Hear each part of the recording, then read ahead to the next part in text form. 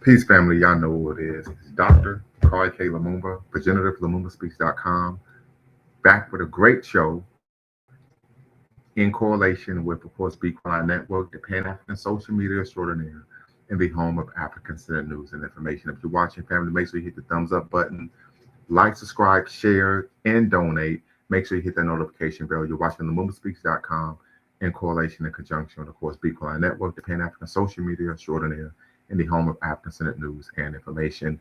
Have a great show for you all today, titled "What is Social Leashing and How It Adversely Affects Black Men." So many of you may be unaware of the term social leashing, but we're going to go into what social leashing is. And then, of course, we're definitely going to discuss um, where this concept and idea comes from. Right, so many of you may be unaware, and so we definitely want to make you all aware of where this concept and idea of social leashing comes from. So we're actually going to be going into the world of Black male studies today. And once again, if you're familiar with Black male studies, family, put a one in the chat. If you're unfamiliar with Black male studies, put a two in the chat. Once again, if you're familiar with the concept of Black male studies, put a one in the chat. If you are unfamiliar with the concept of Black male studies, I want you to put a two in the chat. And of course, we could break that down right now. So, uh, once again, if you are unfamiliar with the concept of Black male studies, put a one in the chat. And if you are familiar, you can put a two in. If you're unfamiliar, you can put a two in the chat, put a one in the chat if you are familiar. But this concept of what is social leashing, right? Many of you may be questioning the concept term. I've never heard of this before. Um, and we're going to get into, of course, this concept and idea. So once again, family, make sure you hit the subscribe and like button, thumbs up, thumbs up, thumbs up, hit the notification bell, like, share, subscribe, and most importantly, family, we want you all to donate so we could continue to bring this African-centered, independent thought to you all here on in these YouTube streets. So the concept of social leashing is a derivative of the brilliant work of Dr. C. Hassan Johnson. If anyone is familiar with Dr. C. Hassan Johnson, he is one of the leading figures, leading scholars in the field of Black male studies. As many of you may be aware, Black male studies is a subdiscipline of Black studies, or Africana studies, or Pan African studies. Um, and so, building on his work, if you're unaware, we've had him on the show a couple of times. Dr. C. Hassan Johnson, of course, is a full professor in the Department of Africana Studies at Fresno State University. Many people may know it as California State University, Fresno. He coined the term blue leashing and black leashing. So I'm going to actually share my screen here so you all can see actual definition of the term blue leashing. Oh my goodness, I gotta make sure I got this up here. No, yeah, here we go. Yes, blue leashing, right? So blue leashing, verb, noun, adjective, the act of a Black woman calling law enforcement on a Black man, not primarily out of fear or danger, but as a means of control, discipline, or retaliation, weaponizing state power to keep him on a leash, right? So this is the term blue leashing that was coined by Dr. T. Hassan Johnson. He later uh, revealed the term black leashing, which is an act of a Black woman calling a criminal element on a Black man, not out of primarily out of fear or danger, but as a means of control, discipline, or retaliation, in which they're weaponizing a criminal element to what keep the Black man on a leash. And I coined the term, this term, probably about 2 weeks ago, roughly 2 weeks ago. I shared it on Twitter. It didn't blow up, but maybe it will, maybe it won't. Uh, so I say here, build on the brilliant work of Dr. C. Hassan Johnson. He goes by at Lord Hassan on Twitter. It says, regarding blue leashing and black leashing, I've coined the term social leashing, the act of a woman using social media to make libelous and defamatory comments about a Black man in order to ruin his personal, social, and professional reputation. So this is what we're going to talk about, family. And where we're going to talk about where some of this comes from, right? One, we are familiar in this society, particularly if you go back maybe the last 40 years, where Black women typically have been platformed, right? We could talk about art, magazine articles, movies, excuse me, daytime television shows, right? They've been a platform where they've been able to articulate a narrative about black man that is unbecoming, right? Untoward, that we engage in untoward behavior, we are inherently dysfunctional, et cetera, et cetera. And this has been a platform for over probably the last 40 years, 4 decades. Well, yeah, 4 decades. And so it's almost become commonplace for this to take place. The social leashing comes in typically when blue leashing or black leashing doesn't work, in my opinion, right? There's some men, hey, you could call whoever you want. They're going to get this work when they pull up, right? The woman may go through the court system or they use the criminal justice system. And guess what? They don't believe her. They see through her lies and they find that because she's engaged in the comments or claims that are just adverse to facts. Right? A great example of this would be the actor and actress, the actress Johnny Depp, and then of course his wife, I believe, was in the movie not Black Panther, but Aquaman, and he recorded her because this woman was engaging in violence against him. Where we know IPV, intimate partner violence, is bidirectional. Most feminists will tell you that it isn't, even though there's evidence to show it is. And there are we're finding a growing population of women self-reporting that they are violent in their relationships, but they still will tell you that IPV is not bidirectional.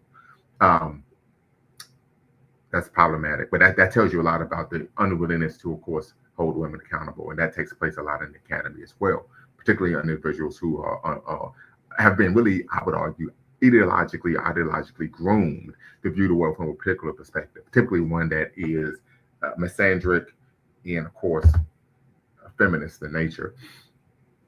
So Johnny Depp, she states, he records her, no one's going to believe you because I'm a woman. So that plays a role as well. So there's the belief that I can get away with this, right? And so that leads to this, right?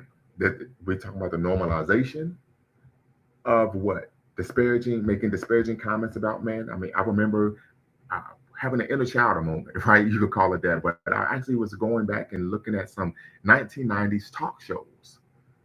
And the women would be on stage acting like they had no home training, just talking to these men like they were dogs.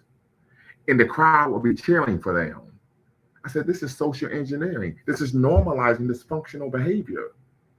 But if the man was to speak to the woman that way, oh my God, what type of person are you? You're a horrible human being. So why could you treat a woman that way? So I would argue social media, right?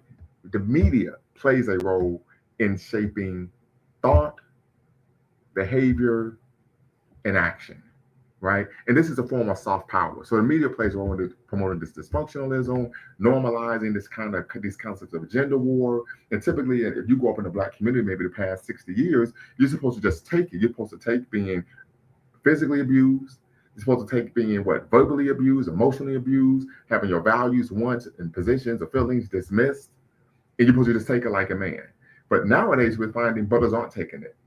It has nothing, being a punching bag, right, has nothing to do with being a man, right? And you see brothers, particularly between the ages of 17 and 25, they're growing up seeing their mothers behave this way, their aunts behave this way, sometimes even their own sisters behave this way. They're saying, you know what, I'm making a run for it. I'm making a run for the hills. And they typically are looking to date outside of their race, but oftentimes outside of the country. They're willing to go to what? Large lengths, even outside of the country, to find love, to find a partner, rather than deal with this type of behavior in home, in the community. So there's also been on the work of Dr. C.S. Johnson is a great example of of institutional misandry, that this behavior is oftentimes normalized in the home, right? So this concept of I could treat the man or the boys any way that I want, and they're supposed to just take it because they're men or because they're male, right? Extremely problematic. But once again, leaning into the social leashing, I argue, or I infer, that this comes as a result of blue leashing and black leashing not working. So what are we going to do? And we find this in a number of ways, not just on social media, but sometimes a woman just show up to your job and act a fool with the hope that this will harm your professional reputation and cost you your livelihood. You're going to be punished for someone else's behavior, but the woman walks away scot-free. This is very common. Very common. So we see that, you could even argue something, it's metastasized in different areas of civil society, when we talk about male-female relationships, right? This promotion of dysfunctionalism, we see this particularly in reality TV shows, and we know these shows are actually scripted, right? They aren't unscripted; they are actually scripted by promoting this dysfunctionalism. Even some of the music, I bust the windows out your car, right? That is a crime. You will be prosecuted. It's called malicious damaging of property, right? So these are real issues. The sister Kiki Wyatt, known for her famous duets with the singer Avant. Shout out to Ohio. He's from Cleveland. She went to prison for 8 years for stabbing someone, right? So normalizing this dysfunctional behavior, right? But the major issue is how it adversely affects Black men and damaging one's personal, social, and of course professional reputation. The major issue is, well, if you don't want to be with me, and this is something that's very common. I had an elder who was actually in his 70s tell me this. He said, this is very common with some women. If you don't want to be with me, I'm going to try to ruin you. I would defame you. I would make libelous claims about you. Of course, that is when you make a false claim about someone in writing that would possibly damage one's reputation. Slander would be when it's verbal. This is something that is very common, very common. And of course, brothers, we bear the brunt of the consequences. So now the question is, how do we combat social leashing? Once again, family, if you are just tapping in, I make the argument that social leashing comes as a result of the ineffective role of blue leashing and Black leashing. The woman calls law enforcement. They realize she is full of what? Malarkey, that she's making false accusations. So they do not what? Take her claims seriously. They do not act on them. The second, I'm going to give you all an example in a minute. That wasn't in the Black community, but in the white community. The second would be Black leashing. Let me call a criminal element. Let me call Pookie and Ray Ray. That doesn't work because you're dealing with a Timothy and not a Timothy. Homie's brolic. He's a Broad Street bully. While he pulls up and, say he don't beat the block, he beats the block. So that doesn't work.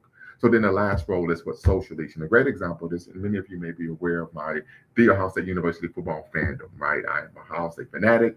Many of you are aware that I am an atheist, but the only thing I am religious about is, of course, Ohio State football. And this is just due to the socialization of male young boys in Ohio happens. Even some sisters feel this way, the women in Ohio as well. So former wide receiver coach at Ohio State, I can't recall his name, but he should have been fired for unprofessional behavior. But he and his wife, ex-wife, they're going through a contentious divorce. Towards the end of the marriage, she makes an accusation that he physically assaulted her. The police show up. She has no marks or bruises on her whatsoever. The police did an extensive, and this is in 2018, an extensive investigation, found out there was no credibility to her claims. That her claims of this man physically abusing her were false. We're talking about the wide receiver coach at Ohio State. So then what happens is she contacts his employer, at the time, head coach Urban Meyer, and says, oh, he's putting his hands on me, he's beating on me, he's doing me harm, so on and so forth. What takes place is Urban Meyer calls the guy in the office, says, is this true? He says, absolutely not. He says, if it is, you're out of here. He says, no, that's not the case whatsoever. When she realized he wouldn't lose his job, she contacted USA Today and said Urban Meyer supports a coach on his staff that abuses women. Urban Meyer is interviewed. There's a big public fallout. Urban Meyer ends up getting suspended 3 games by the board of trustees and the president, right? And I remember him being interviewed, and they said, well, why didn't you do an investigation? And the question was, well, the response was simple. I don't think he didn't make this response, but for me, the response would have been simple. The police did an investigation and found that the woman's claims weren't credible. The woman is contacting me, obviously, because she wants to do some type of harm to this man's employment. This is very common, very common. Ça passe. Zoe Pound Brothers, they don't play. Wilson Garvey, how you doing, brother? Shout out to Haiti. Appreciate you, brother. Happy Pan-African Sunday. Happy Pan-African Sunday. Hope you can tap in and be part of the conversation. Link is in the description. Link is in the chat. Once again, family, make sure you like, share, subscribe, and donate. You're watching LaMumbaspeaks.com, the Black Empowerment Initiative, where we believe we can gain a competitive advantage for always better known Black, in conjunction, of course, with Bequaline Network, the Pan-African social media extraordinaire, and the home of African-centered news and information. So that would be just one example. Another example would be with Ezekiel Elliott, former, of course, national championship winning running back at the Ohio State University, had a 10-year career in the NFL, played, I think, 9 of those seasons with, of course, the Dallas Cowboys. He was dealing with, of course, a young lady who was not of his racial persuasion. She was a white young lady, and he appreciate you, brother. Appreciate you. Appreciate the Cash App. Um, I'm sorry, the super chat. When he breaks off the relationship, the woman falsely accuses him of abusing her. She sent a text message to one of her friends saying, lie to the police and say that he's doing me harm, right? So this is something that is very common. That would be an example of blue leashing, but also the social leashing of going to social media, going contacting one's employer, right, as a way to try to cause harm to the individual because they no longer want to be with you. Or it could be simply he doesn't do what you want, right? This is something that is very common, very common. So something I've experienced before, as I stated, building on the work of Dr. T.S.I. Johnson, this concept of social leashing. The only difference between my time of social leashing and Dr. Johnson's concepts regarding blue leashing and black leashing is I don't limit it to black women, right? I argue that any person, and particularly any woman, can engage in this type of behavior, and all women do engage in this type of behavior in some way, shape, or form. Not all women, but women of different, of course, racial, ethnic, and national backgrounds. So this is a concern that I have, right? But I'll argue once again that social leashing is a vestige or a derivative of the inability of blue leashing and black leashing to be effective. So once again, family, the link is in the description. The link is in the chat. Tap in, be part of the conversation. As you all know, here at Lumumba Speaks, we accept all points of view. You could be on the left, you could be on the right, you could be right down the middle, right? You can come in and be part of the conversation. We believe in diversity of thought. Number two, no bigotry whatsoever. This is a space of Black empowerment. We believe in the 3 N's of Black power: self-respect, self-defense, and of course, self-determination. So if you make a claim that in which you're attacking someone and engaging in bigoted comments, you will be removed from the show. Number 3, you attack the argument, not the person. Facts over feelings. Like, we don't do ad hominems, we don't do red herrings. You attack the person, not the argument, not the person. Then last but not least, no fundamentally false statements. If you do make a false statement, I will come in like the Sandman on the Apollo. And of course, I will have to, of course, correct you because this is my platform. I'm an actual scholar, a serious scholar. And anyone who makes a false claim on my platform and I don't correct them, that hurts my credibility. And so we can't have that take place. And as you all know, here at Lumumba Speaks, our goal is not to defame or exonerate, right? Our goal, our mission is neither to exonerate or vilify, but to challenge conventional wisdom and re-examine what has previously been accepted as fact. So once again, family, the link is in the description, link is in the chat. Tap in, be part of the conversation. And as I would state, it's my belief that one of the ways you have to fight back against, of course, social leashing is you have to, go to civil court and file a civil complaint against the person. So you have to sue the person civilly for libel and defamation. That is my argument. Another example would be you could even sue somebody for invasion of privacy. I remember watching an episode of Judge Mathis, right, where there was a young man on the show. They had a child together. And there was a situation regarding him dropping the child off at a particular time. She goes to social media and states that he was a horrible father. He knows nothing about how to be a dad. And he's X amount of money behind in child support. So he sued. And the woman's response was, well, I don't think I should be sued because the accusations I made, what I said was true. And Judge Mathis said, well, that may be the case, but it may not be defamation, but it is invasion of privacy. He gave the example of why you could be sued in civil court for something like that. He talked about, I want to make sure I get my words correctly because it's been a while since I watched that episode, but he stated that would be like him going on social media and telling people you have a venereal disease. The general public doesn't need to know that. But his response is, well, it's true. He said it may not be defamation, but it is invasion of privacy. And because of that, you're going to have to pay, right? So I argue what we have to do is not just say, that's just a woman being a woman. No, you have to hold people accountable for their actions, right? We have to stop treating women with kid gloves. This is a major problem, particularly in the Black community, right? And so as a result, it may not be a criminal charge, but you can sue for defamation, right? Another example I give you is Tiffany Haddish, the actress, comedian. I don't think she's a good actress. USA Friedman, I need you to cam up and cue just to make sure you're not trolling. And then Okay, very good. You could turn your camera off, and I will bring you in momentarily. And Tiffany Haddish, and she wrote a book. You know, everybody's writing a book nowadays. And in the book, she claimed that her ex-husband was abusive. Right? The ex-husband sues her for libel and defamation. She comes back and says, well, he wasn't abusive.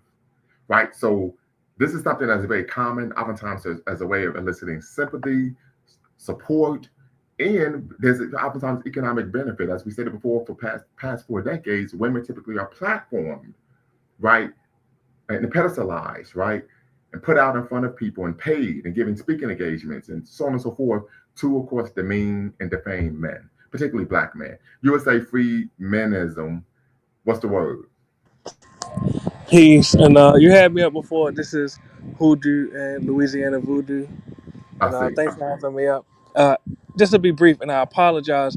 I'm slightly, it's off topic a little bit, but it's one sentence. If you will bear with me, are No, you no, familiar we with? got to stay on topic. We got to stay on topic. So you don't know about the UN in Haiti right now? I'm sorry. You don't know about the UN in Haiti right now? I am aware, but that's not what we're discussing today. All right, the Haitians need to go home and fix their problem Well, no, themselves. that's not what we're here to discuss. So once again, extremely disrespectful. So I'm just gonna have to ban him. I banned him before, right? And I apologize, family. I banned him before when he was engaged in the anti-black bigotry. So he changed his name to what? USA Freedman, right? And he wants to come back and discuss an issue that is not what we're talking about. We're talking about social leashing and how it adversely affects black men. He wants to then talk about Haiti. He's promoting the same nonsensical narratives of, oh, I simply want to what? They just need to go home and fix their problems. Extremely simplistic, surface level argument regarding, of course, with the machinations of what Western imperialism in Haiti. But once again, family, I do apologize for that. But as I said it before, you know, if you come on my platform disrespecting, you will be G checked. You all know that. The second I heard Freedman, I knew what it was. Yeah, and I would make the same argument as well. However, I'm gonna give the person a chance, right? We don't want to judge a book by its cover.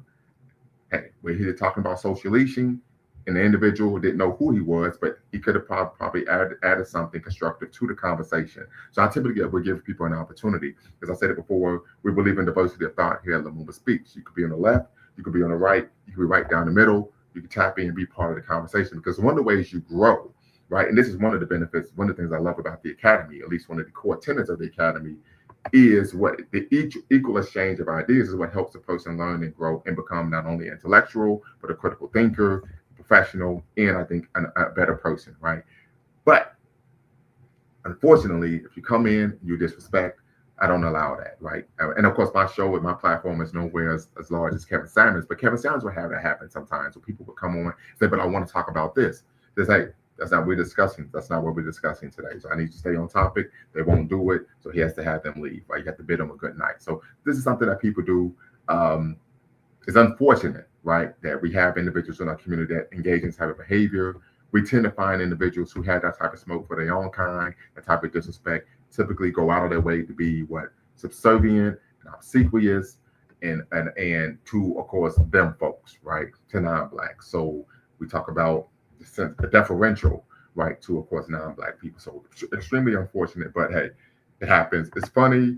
They never say other Europeans fled. This is very true, very true. And of course, Wilson Garvey, I always appreciate you tapping in, appreciate the love. Uh, Send me some in the private chat. Let me know what are some topics you want me to do some shows on, right?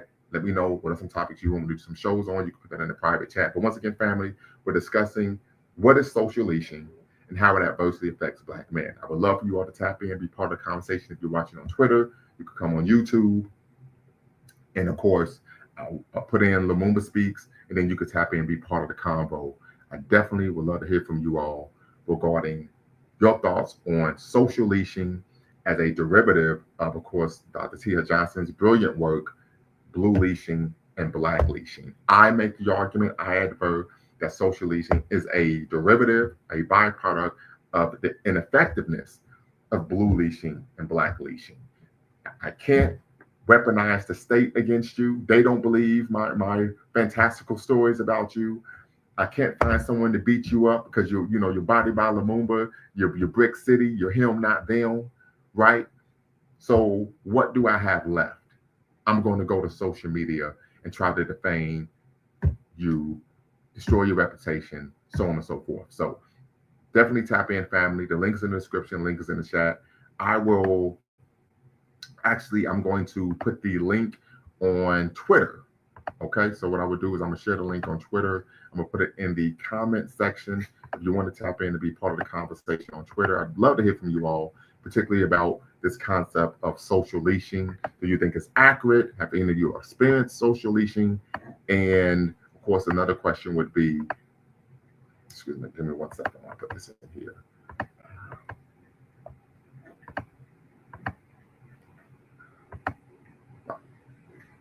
Have any of you all experienced social leashing? And then, of course, last but not least, do you agree with my, of course, statement regarding how do we address social leashing, right? So I'll argue that the way you have to fight back is what? Filing civil suits, right, against the individuals, particularly women who are making these type of claims, making these libelous, defamatory statements on social media. Filing a civil suit, I believe, would be a way to fight back against this practice of using, of course, social media to publicly defame and black men. So definitely, family, tap in. Put the link in the description. The link is in the description. The link is in the chat. You're watching, of course, LumumbaSpeaks.com, a Black Empowerment Initiative where we believe we can gain a competitive advantage by always betting on Black, in conjunction with Bequaline Network, the social media extraordinaire, in the home of African-centered news and information. So, of course, families, we always ask that you donate so that we can continue to bring you this unfiltered, African-centered content. So, one question I typically get, you're a Pan-Africanist, you're African-centered, so why are you addressing these issues that only affect Black men? Well, there's a reason. I'm a Black man. And my experience in the world is different than a Black woman's experience. We both, of course, fighting against anti-Black racism. But these are intracommunal issues that we face. Intracommunal issues that we face that adversely affect us and prohibits us to actually do the work that helps our community, right? So if we're going to be part of an organization, Thomas Sankara, the 5th president of Burkina Faso, taught us what? Whoever feeds you imposes their will upon you. So what did Marcus Garvey teach us? Martin Delaney teach us? But Africa for the African. So if you're going to have whatever's to be done for African people must be done by African people. To do things by African people, you gotta have to have money on to get the job done. Now, if you don't have any, now if you're a victim of social leashing, you don't have the ability to make the money to actually support independent community initiatives or independent grassroots Black organizations. You see, so there's a domino effect. And we need to call out individuals who are actually doing harm to our own people, right? So because I've stated this ad nauseum on my platform, we face two enemies, internal and external. We like to get, on a macro level, we like to call out the external enemies. I remember when I was with my ex and I talked about people like to go march and hold signs, but that's easy, right? But what about the internal enemies of Black people? The diurnal manner in which we engage in racially disempowering, self-destructive, and self-defeating behavior, right? Internally, intracommunally, in the home, where this type of anti-Black behavior and dysfunctionalism is being normalized and promoted. In the home, right? The African proverb states what? The ruin of a nation begins in what? The homes of its people. Not the school, not the rec center, not the playground, not the mosque, masjid, or synagogue, or temple, in the home. And so a lot of this behavior, okay, particularly in terms of this institutionalized anti-Black misandry, begins in the home, and then young men grow up normalizing thinking this is just a fact of life, this is just the way things are. We have to call that out. So once again, family, the link's in the description. Wilsonian Garvey, I'd love to hear from you. The link's in the chat. Tap in, be part of the conversation. The description is in the comment section on Twitter as well. I'm sorry, X, formerly known as Twitter. Tap in, be part of the show. You're watching, of course, LumumbaSpeaks.com with Dr. Bakari K. Lumumba, in conjunction, of course, with Bequaline Network, the Pan-African social media extraordinaire, and the home of African-centered news and information. So once again, if you want to be part of the Convo family, you do not have to cam up. Once again, you do not have to cam up. You can, keyword, you can use a pseudonym to protect your identity. I understand oftentimes we discuss a number of hot button issues, and it may be controversial. You may not want to what? Make people aware of who you are because of a number of reasons, particularly with one's, of course, livelihood, right? There may be individuals who are watching social media. This has even happened before. You make a comment, someone's uncomfortable with it, they go to work and try to find a way to have you terminated. So I understand that completely. But the link's in the description, link is in the chat. Tap in, be part of the conversation. We're discussing what is social leashing and how it adversely affects, of course, Black men. Wasonian Garveyite, what's the word? Got to turn your mic on. Brother, good afternoon, or should I say good evening? Good evening. Stop passe. Not boule, man, to buy you bien bagadien, you know. That's right. That's right. Happy Sunday to you, brother. You too, beloved.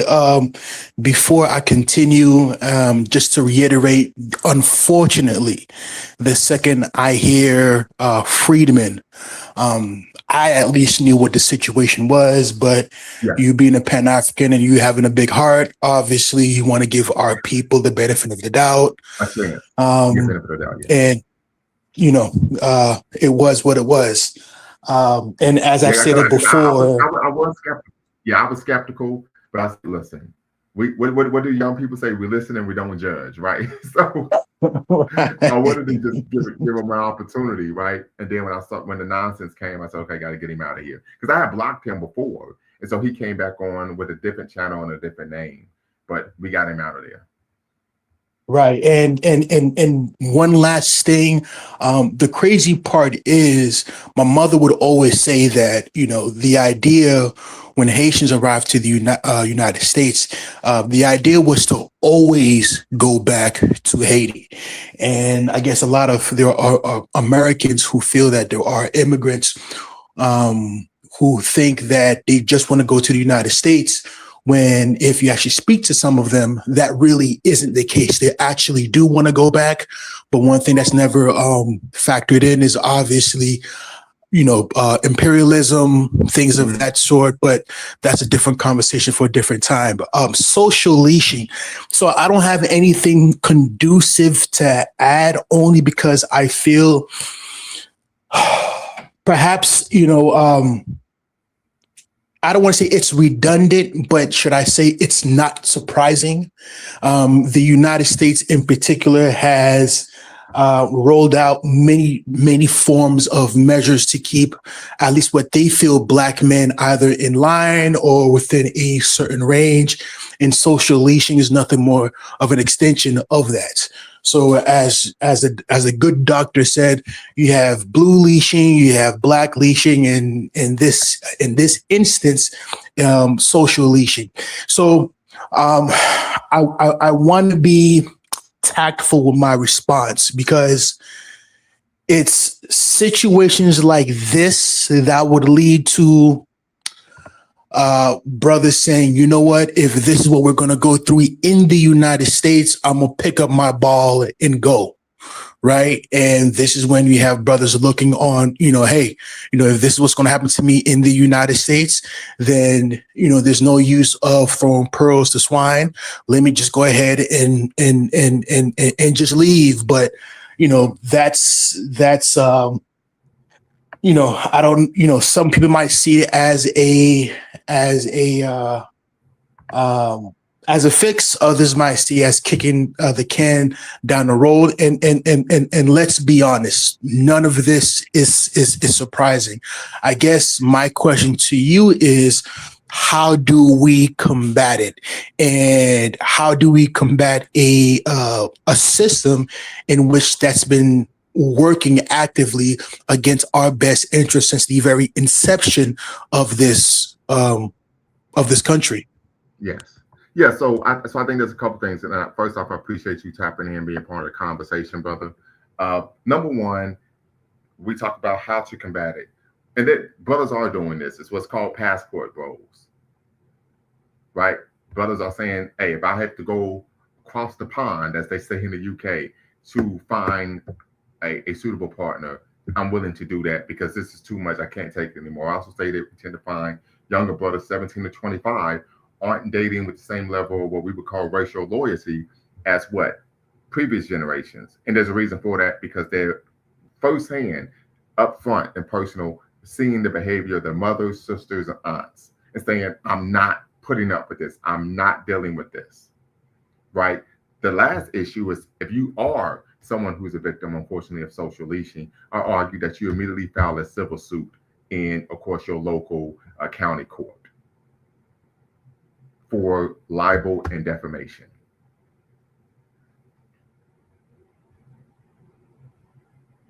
Because one of This the reasons, in my opinion, this takes place on such a regular basis is because women are not accustomed to being held accountable for their actions and behavior.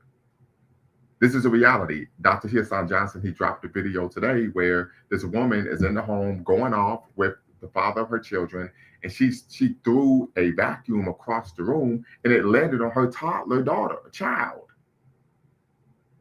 The only way somebody will behave that way, we're talking about she knows she's being filmed, is because of what? I'm not going to be held accountable.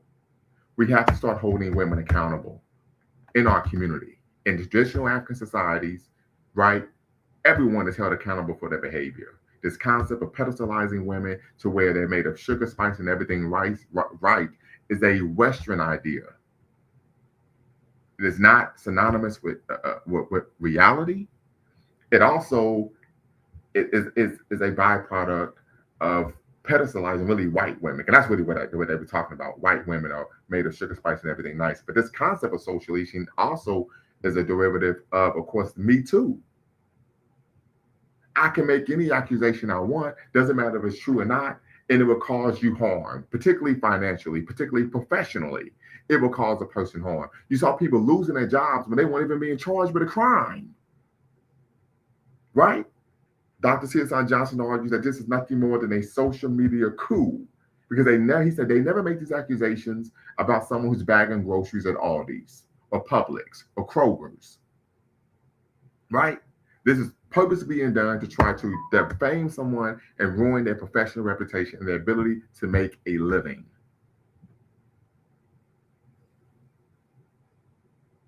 This is what we have to consider. So I'll argue one, some people say dating out, right? Dr. Umar Johnson said that if you're dating outside your race, it's because you're self-hating Negro. I completely disagree. There are a number of factors.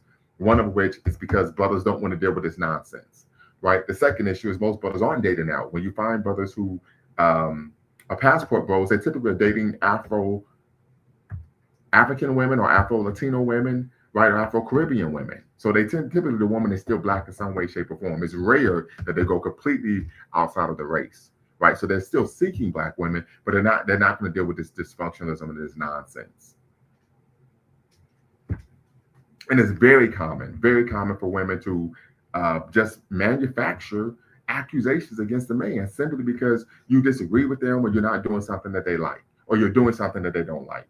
A good example, I watched a clip from Divorce Court. I think Star Jones is the new judge on there. And the guy said, listen, I work 40, 50 hours a week. I want to come home to a home cooked meal. And the judge says, well, what part of your wife being a wife has to do with her being a doormat? So they automatically, try to pathologize his desire for him to come home to a home cooked meal.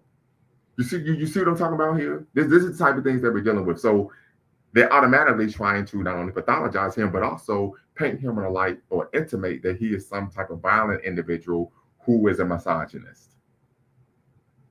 It is extremely common. And I'll be honest. Women act out like that because their emotions are real to them, not just their feeling. Okay. Go ahead, Wilsonian Garveyite. Excuse me, brother. To be honest, this is actually, I think, a point of contention when it comes to the I'm going to use the phrase scientific conscious community, right? We have good people, good channels, good human beings who drop the necessary knowledge that can uplift our people, but it's more on from a theoretical aspect. Mhm. Now, when it comes to the social aspect, aka within the communities, within the African community, in the United States, specifically between a black man and a black woman, the way the spectrum is that, you have, I'm not going to use the word simp, but you have an idealized version Mhm. of the black man, of the African man and woman relationship in the United States on one end of the spectrum. Some from the black manosphere might call them simps, Right. or even pro-blacks, which it really grinds my gear that terminology has become pejorative. And then Right. on the other end, you have outright um, uh, just outright misogyny. For example, Tony, right? Tony Sotomayor, for example. Yes. I think what we need is a happy medium.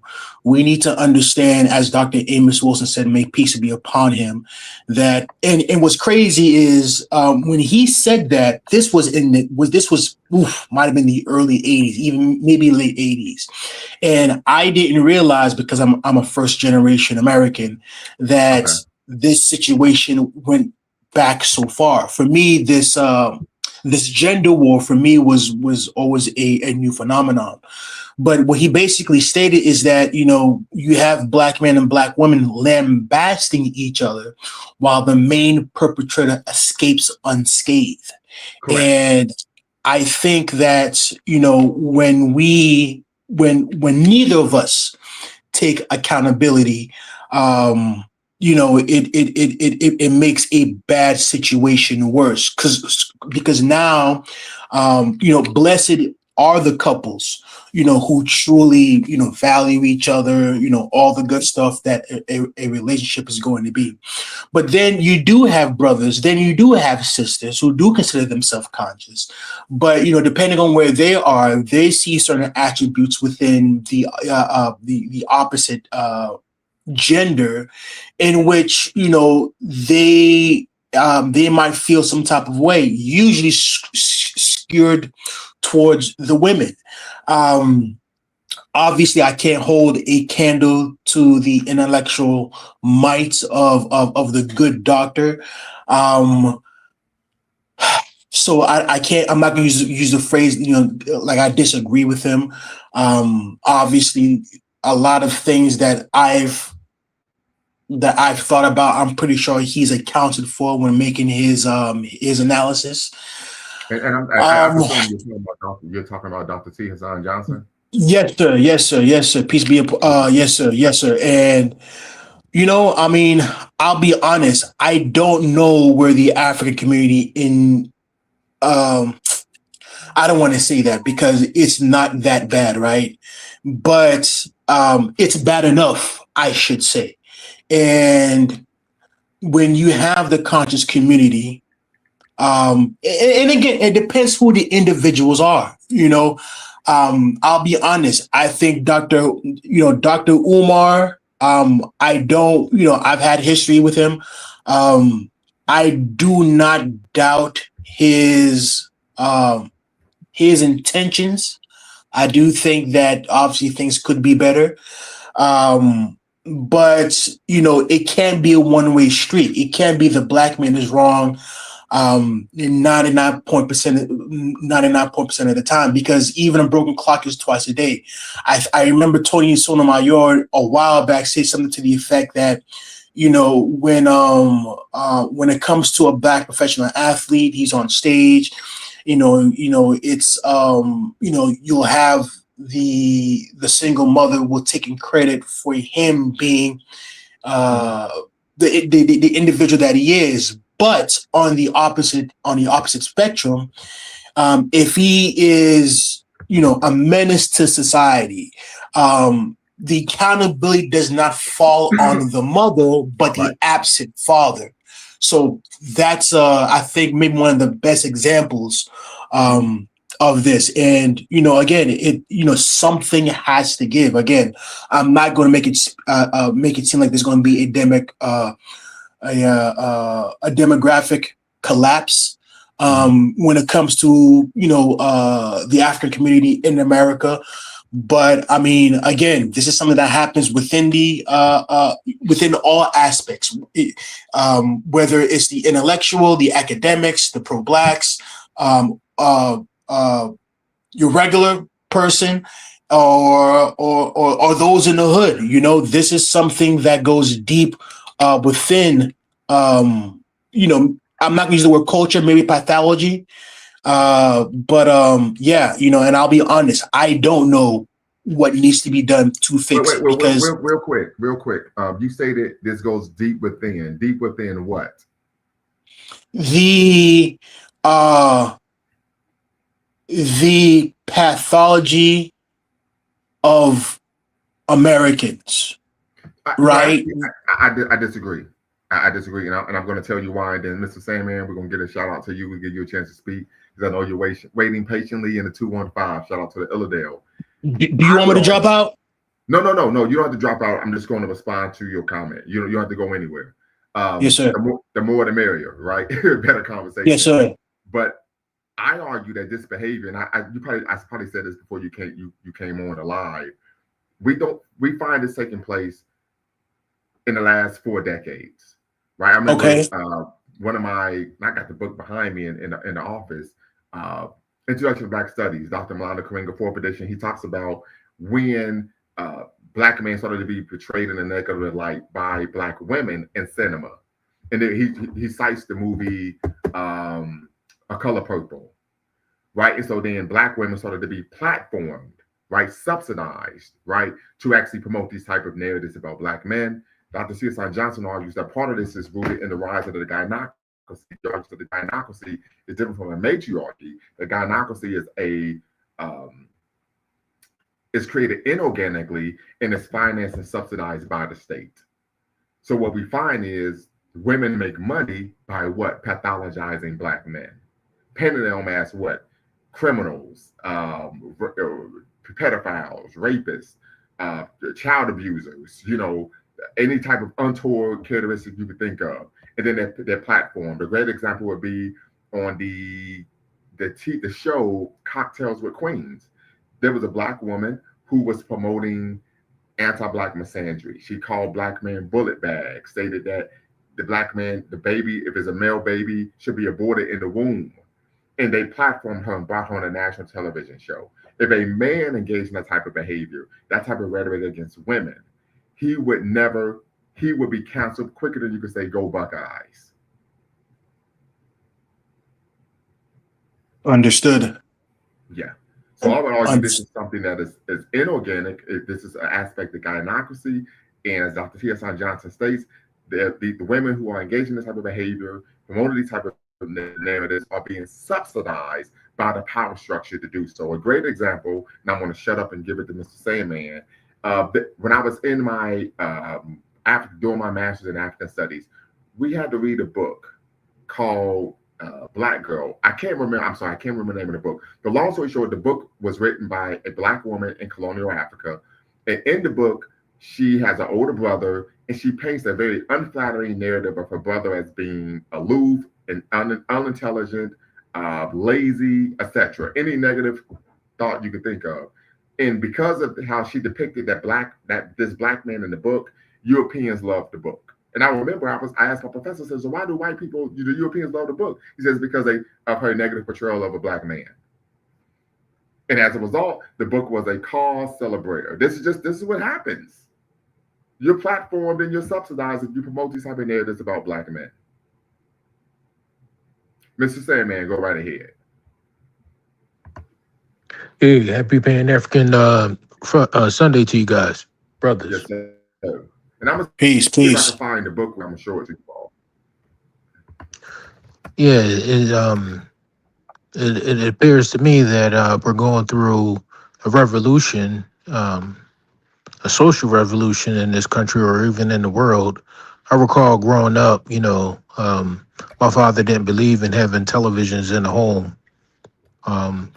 We were only had one television, and we were only allowed to watch it. I mean, sparingly if there was nothing else to do in the house, because that's how much of influence media can have over the people.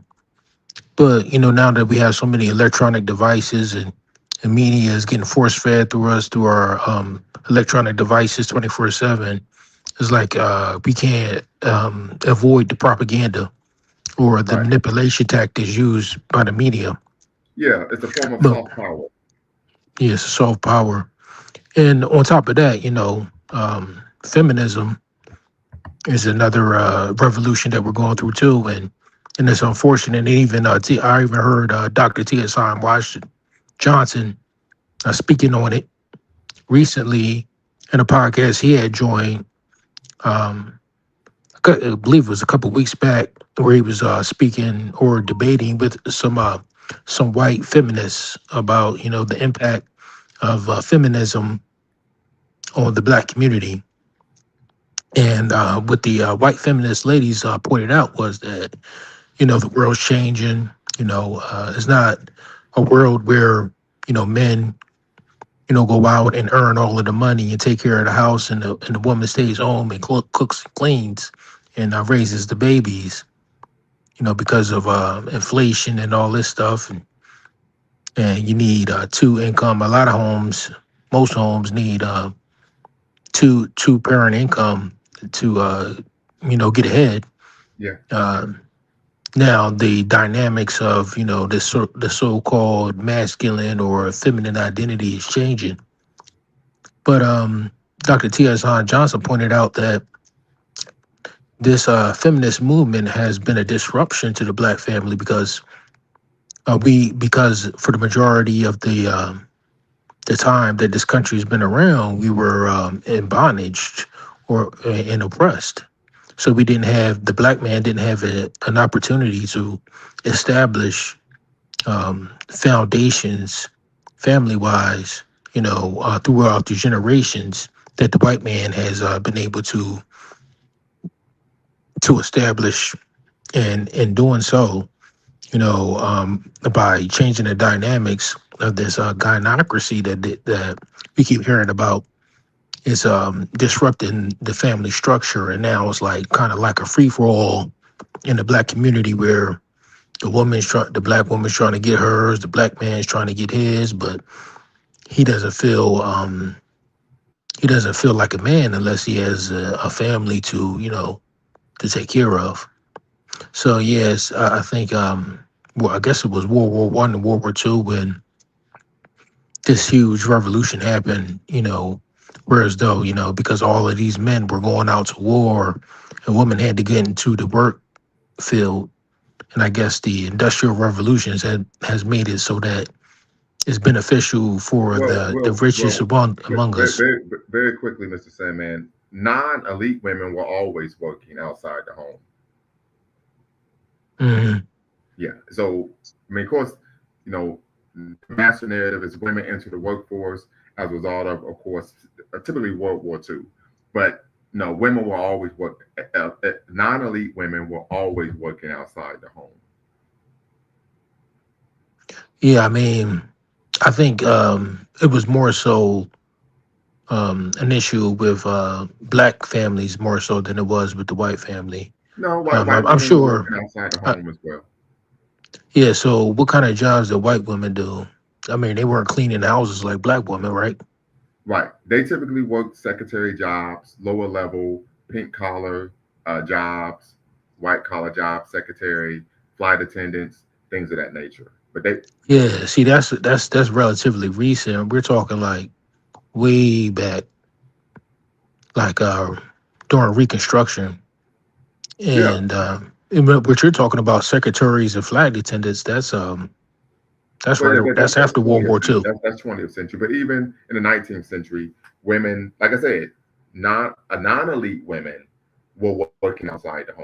Like the master narrative is that women were fighting for the right to work. Women were always working. It was elite women who wanted to be able to work. And the Yeah. reason So why was because, as a matter of fact, I took a class on this when I was in undergrad about uh, the history of women in labor. And the professor, she was a white woman. She was from Ukraine, in fact. So it was difficult sometimes to understand her because of her accent. But one thing she mentioned, she talked about women, particularly black women, were always working outside the home because black men face high levels of employment discrimination. So it forced black women to be in the workforce. Right, yeah, but we're talking about like the feminist movement and the white feminist movement, and how it's had an impact on the black woman. Whereas though, granted, the black women, I understand what you're saying, that they've had to like work outside of the home, and for a long period of time before the Great Migration, we were forced to work as sharecroppers and things of that nature. But as we started to migrate, north towards more industrialized areas, then yeah, our black women, I guess they could find jobs if they weren't uh, discriminated against Mhm. in some of the larger cities. But Yeah, they typically work as domestics. yeah, domestic housing, cleaning homes or what have you. But yeah, but that's what they. I wish you could. Maybe if you go back and watch his show or watch that podcast that he was in, and maybe you have a better understanding of, what they were talking about in regards to the women feeling like, and even some of the white feminists in there mentioned similar things that you're saying, that the white woman has always worked, Mhm. um, but I think she uh, leaned towards the fact that, or leaned towards the concept that if they didn't work outside of the home, then they worked inside of the home, Yeah, and they yeah, helped yeah, support the family. they call that second shift. But I'm referring to working outside the home to bring in income because this concept of women not working is a byproduct or a derivative of the Victorian area idea of women being in the home, seen and not heard, so on and so forth. But that's something that, of course, only elite women were able to actually practice and engage in. Very quickly, you mentioned women act out because their emotions are real to them, not just a feeling. I would disagree in part. Of course, many studies have shown women tend to be more emotional than men. That's not the issue. But the acting out part argues because they aren't accustomed to being held accountable for their actions or behavior. And I'm going to give you an example, even anecdotal from my personal life. When I was 12 years old, my bike was stolen. I would vividly recall my mother asking me to go to the store and get some pop for us to have for dinner. And I go in there, hurry up, get the pop, come out, my bike is stolen. I come home, I'm crying and everything.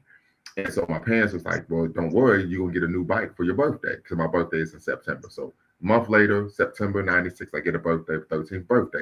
I get this big old 18 speed or 21 speed or something. It was just a bunch of gears. I remember that much. And what ends up taking place is I'm at one of my good friends' house, and the sister, we're sitting on the porch talking to his grandparents, and my bike is laying or sitting in their yard. She comes outside, jumps on my bike, and just takes off down the street and around the corner. So I jump, mind you, I'm still emotional about my bike being stolen. So I come out, run after her. Hey, what the heck is going on? You can't grab my bike. And the next door neighbor, I'm 13, the woman probably was 30 or 31, says, hey, you can't talk to her like that. She's a girl. And I said, what are you talking about? She can't take my bike without my permission. And I said, you know what? I'm not even going to argue with you. Just go talk to my parents. Because your parents growing up, your parents teach you you don't argue with a grown up because it makes them look as a poor representation of your parents. She goes to my parents. Boom. She comes back, doesn't say anything to me. This is the next door neighbor, the grown woman. I get home. My dad was like, you were right both times. One, you don't let anyone, irrespective of gender, get on your bike and ride it without you giving them permission. And two, you did the right thing not to argue, debate with that grown woman. Right. So I argue that the behavior is because they are accustomed to not being held accountable. I will give you another example. This is what my ex, what an ex, I can't say my ex, but a ex of mine. We had a verbal argument after we broke up, months after we broke up, and then she literally just punched me in the face. Right. So I called the police, immediately called the police. She calls her aunt. Her aunt shows up the same time the police does. And the aunt is like, you supposed to be this big old man. You lift weights and work out all the time. Why are you calling the police on my niece? And the police officer's like, sir, you did the right thing. Because if this would have escalated, we would have thought you were the aggressor. So some of this behavior is because they don't believe that they're going to be held accountable. Okay, yeah, I've been And, through and, a and lot when, of and when us. you hold them accountable, they will look at you like you're cuckoo for Cocoa Puffs. You've been around disruptive, and of course, children. And when they're doing something wrong, you say something to them about it, they look at you like you speaking pig Latin. Right. Yeah. The same thing And happens to a lot of these women who behave this way. yeah, a lot of us have been through, similar instances where, we dealing with a woman that has, lost control of her emotions and feels that she can lay her hands on you, what have you. Um, but one thing that we can, outside of the anecdotal evidence, one thing that we can say for a fact is that, women are different from men biologically, and when I say biologically, not just their physical anatomy from the neck down, but also from the neck up. And that's what I mean in regards to the emotions being real to them. They process the emotion different chemically inside of their brain differently most times than men do, just because they're different than we Yeah. are. But So here's the thing. But here's the thing, and I don't mean to cut you off, but and I just showed just I'm sharing the screen. That's the book I was talking about, The Slave Girl, a novel written by, of course, a Nigerian author. That's the book that got a lot of fanfare in Europe because of her depiction of the black man in the book. But where I disagree with you is because we don't see sisters on the continent behaving this way. Because what they're held accountable for their actions. So it's not just because women are emotional. No, it's because they live in a society in which they are allowed to behave in this manner. There was a situation probably a couple months ago, or maybe even last year, where these black women, there were a group of black women who traveled to Dubai. They were in Dubai acting a fool, cutting the rug. They were being contemptuous, loud, bellicose, truculent, and they were arrested. Why? Because in that society, women aren't allowed to behave that way. And what's the brother who, Quanell X, he's an activist out of Houston. He goes on social media talking about those sisters didn't do anything wrong. The women are behaving this way because they are allowed to, just like anyone so else. are you suggesting that we I'm sorry to cut you off, but are you That's all suggesting right. that we adopt a African culture here in America? Well, I think we need to have African centered values in our community, traditionally as African people. When someone engages in behavior that is untoward and unbecoming and in contravention of the values of said community, they are ostracized. The problem here in America is that when women behave this way, people make excuses for their bad behavior. And no matter what excuses you make for the bad behavior, it doesn't stop them from behaving that way. I remember Okay, so some, if I who is can, the determiner of what's considered bad and what's not considered bad behavior? Yeah. the Well, society as a whole, or even the subset, which is the African community in America, right? mhm. Like, but um, let me break it down a little bit more. It could even come down to an individual level. In every relationship, some people have what are known as non-negotiables. I have non-negotiables. You put your hands on me. You disrespect me. You are verbally abusive. That's a non-negotiable. I'm gonna cut you off and have nothing to do with you. Point blank. Period. Right. So when we talk about ostracizing, it also is placed on the person's individual and personal values. But a lot of men accept this behavior, and this is my opinion here, not a fact, because they were raised by women and taught or socialized, or as Dr. T. Johnson calls, ideologically groomed to believe that this is part of being a man is accepting a woman behaving this way.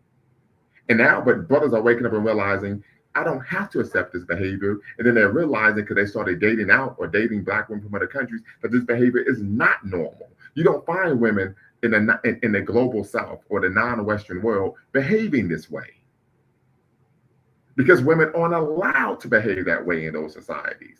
I just got off the phone with my wife. She was asking me what my show was going to be about tonight. Told her, and she said, "Yeah, in our society, if someone's behaving like that, we would just ostracize them, and no one would have anything to do with them at all." But over I here, mean, we make yeah, that's excuses. fine, but I'm just trying to see your point of view, how that would actually work here in the United States. It Yeah, it's seems very like simple. If the it seems person, too broad and vague. no, it's very simple. If someone is in your life, or you are in community or proximity to someone, and they're behaving in a manner that you consider to be unbecoming, you cut them off and have nothing to do with them. It's that simple. That's not difficult in any way, shape, or form. Well, the other panelists were saying that African culture has to deal with it. You know what I'm saying? The culture in the whole, we all have to accept it. But if we have a group or a people, whereas though you accept certain value systems and the next man accepts certain value systems, and you leave the relationship that you're in, and the next man leave the relationship that he's in, and the woman that you're dealing with has been in prior relationships, and she gets adapted to a certain way of engaging in relationships. I mean, do you have to like retrain this person, or does No, she have to absolutely retrain not. you? The world does not deserve. No one deserves. The world doesn't owe anyone understanding, right?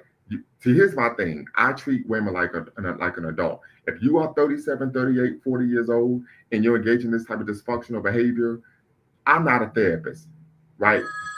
I'm not a therapist.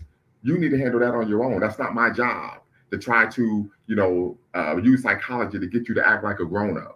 Like you have some compunction of how to engage like a rational human being in civil society. That's not my job or responsibility. Now I'm speaking about on an individual level. This is why I talk about social leashing, filing civil suits against individuals who are doing these type of things against us.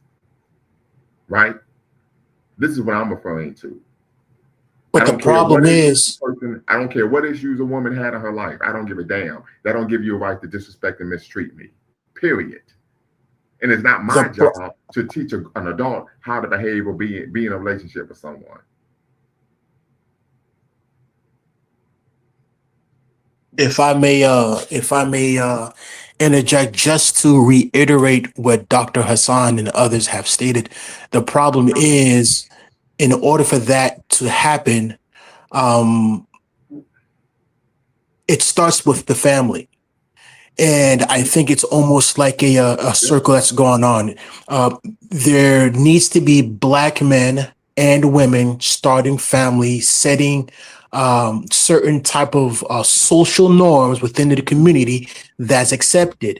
But the issue is, if you have an environment in this country that's not conducive to black men starting a productive family, then now you have a community of women that's going to, and I think we need to understand that there's a big difference between a gynocracy and a matriarchy. right. There's a lot of brothers, unfortunately, who think that those two are the same, which it isn't. As you mentioned, obviously Africa has hundreds, if not thousands, of different ethnic groups, cultures, languages, things of that sort. So a lot of time when we think that we say, okay, there's a West African matriarchy, a lot of brothers may think it's just a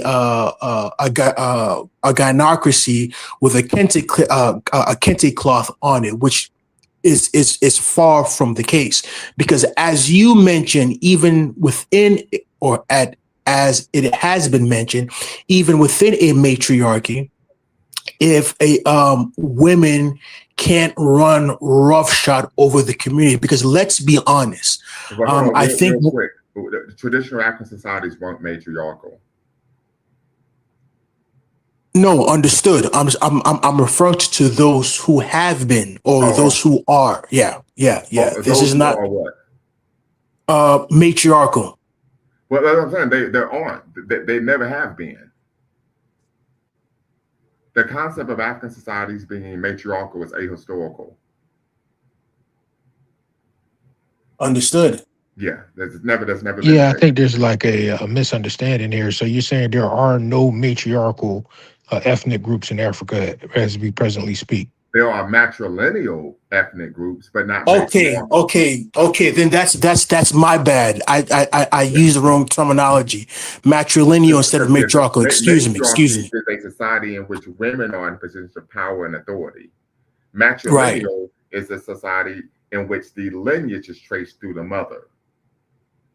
Okay. Then forgive me. That's exactly what I was referring to, but I used the wrong terminology. Okay. Yes, and I think there's a lot of guys who think that just because they think that just because. Um, certain societies, certain groups, certain communities are matrilineal. That is basically the gynocracy with the kente cloth. When obviously that could be farther from the truth. Right. In those societies, in those communities, you will have the women that will keep the younger generation of women in check and Yes, in line of the social norms. yes, it's called right Because I mean, passage. exactly, because let's be honest, and I don't want to use this situation because this is not the time to be flippant. It's not a situation to be facetious. But for example, the what's going on in Sudan, the issue isn't that, I mean, at the very least, if the men and the women had the arms and the military training to combat it, those who are being brutalized, I'm pretty sure that all hands would be on deck.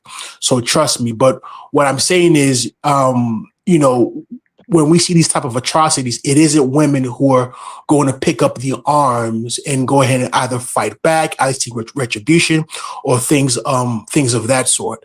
Um, I'll be honest, as I've said before, I don't know how this can be how we can change this within the African community, the African community within America, because again, I don't think the environment is conducive in order for it to stick. Because at the end of the day, if she can fall back on the government, if they're the ones who are setting the limits Yeah, and the yeah, they're terms the and ones things who of are that. subsidizing the gynocracy. Exactly. So I mean, again, just short of picking up your basketball and go, what other things that can be done beyond on an individual level? I'm pretty sure that Right. brothers Well, I on don't. this. Well, I mean, one, you can advocate for policy, right? Policy changes, policies that are equitable. Of course, to man. A great example would be in the state of Kentucky. In the past 6 months, what took place was the governor or the state legislature passed a law making 50-50 custody mandatory in divorce, right? Unless there are some type of course, extreme issues. As a result, they saw the rate of divorce filings go down exponentially when they say that if you get a divorce, it's going to be 50-50 custody. Not the standard, the woman gets the custody of the children 95, 98% of the time, and the father's paying child support only his visitation. So from a policy issue, that's something that you can address. Um, but my concern is I think most of these modern women, particularly in the black community, are they're they're gone. There's no saving them, right? The brother says we got to sit down with our women and help them understand their nature because they're really the only ones that got vice versa. I disagree that's not going to work at all because they're being raised in households where they're being taught to be dismissive of men. In fact, we find this particularly in higher education, something I've experienced, where a lot of the women, irrespective of their educational level, they view themselves as intellectually superior to a man. So to be told anything by a man, to even be challenged intellectually by a man, tends to put them in a position where they become apoplectic. How dare you say anything to me? How dare you tell me how I'm supposed to act, behave, so on and so forth? These are real issues. So I understand you, but someone who's been in the game for a while, been out here doing work for the community, it doesn't work. Because if they weren't taught to respect, if they were taught to respect the man, they wouldn't be behaving that way in the first place. So it's like what Frederick Douglass said, it's easier to build strong boys than repair broken men. If somebody's 30, 35, 25 years old behaving like this, listen, they're gone. There's not much you're going to be able to do for them. That's who they are. That's part of their personality. Literally, that's who they are as a person. It's going to be extremely difficult, right? It's going to take an act of the ancestors, right? And Shango and 17 African gods to try to get that person to change their behavior. Because that's literally who they are now as a person. That's the way they see the world. That's the way they comport. That's the way they relate to people. Is by engaging in behavior that's dysfunctional and self-destructive and disempowering. But that's the issue though. If we give up, then our situation isn't going to change at all. Well, We're just I going to don't be I don't stuck in the same cycle. I don't call it giving up. I've always made the argument, and I align myself with the wisdom of Marcus Garvey here. When they asked him, "Do you want to take all black people to Africa with you? And he says, no. Some black people are no good here. They will be no good there. They are just not. Some black people are just no good. My argument is that you work with black people who are about the right things and have the right values. Right? This is why we have passport bros, where brothers are going and saying, no, I'm going to get me a black woman from another country who doesn't behave this way because this woman in America is she's too far gone. This is a reality. We all grew That's up a with people. tricky. We knew when they was in 6th grade, he's going to prison. Why? Because they grew up in a household that was a criminal incubator. This is just a That's reality. a tricky. That's a tricky situation for the black man here in the United States because the black woman, we were only a hot commodity to the black woman in Africa because of our financial status due to being connected to the United States. Have you ever dated? Have So you ever how do dated an we African like woman? separate Well, ourselves from that? have you ever dated an African woman? No. Okay, because I've dated over 2 dozen. And the majority of the time I was dating them, I was a college student. I didn't have any money. So the argument you're making, I would argue, is false because I've actually been in a community with African women and I've dated African women. And African women are socialized and taught to be respectful to men, irrespective of the amount of money he has. I could think vividly of a situation in which I was unemployed and I was seeing a sister from Tanzania, and she invited me to her place. And I get over there, and we have been talking on the phone probably about a month. The first time I come to her place, I show up, mind you, I'm unemployed. She had made dinner and had a glass of wine waiting on me. We sit down, we eat, and then she's rubbing my shoulders. How was your day? Did you get any leads on a job? I didn't have any financial prospects. She was better off than me. Okay, yeah, because I'm confused. I'm saying this because of my experience, and you talk to a lot of brothers who date African women. The culture is different. Culturally, they're raised from an early age to respect men and what take care of the home, irrespective I, of w- one's financial situation. I was under the impression that African women had a tendency to stay with their parents until they became married. So the woman you were That is dealing correct. with, the But brother, woman you that have you to were remember. dealing with, she wasn't married or had No, kids or she nothing. she she came from Tanzania to the United States to go to school, and then after she went to school here and got her degree, she ended up staying. But Sandman, you have to remember there's 54 countries and countless ethnic groups within those countries.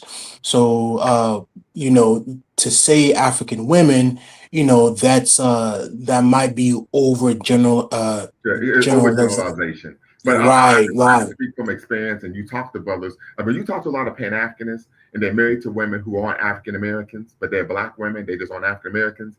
You get a couple of beers in them, they will tell you it's because they treat me better. They're respectful. They're kind. They're caring. They're loving. Right? They aren't lazy in the home when it comes to taking care of the home. It's a cultural difference. And I can say this because I've dated over 20 some African women from over 20 different African nations, right? Different ethnic groups. And this is a general theme that you find is they are raised to have a care and respect for men.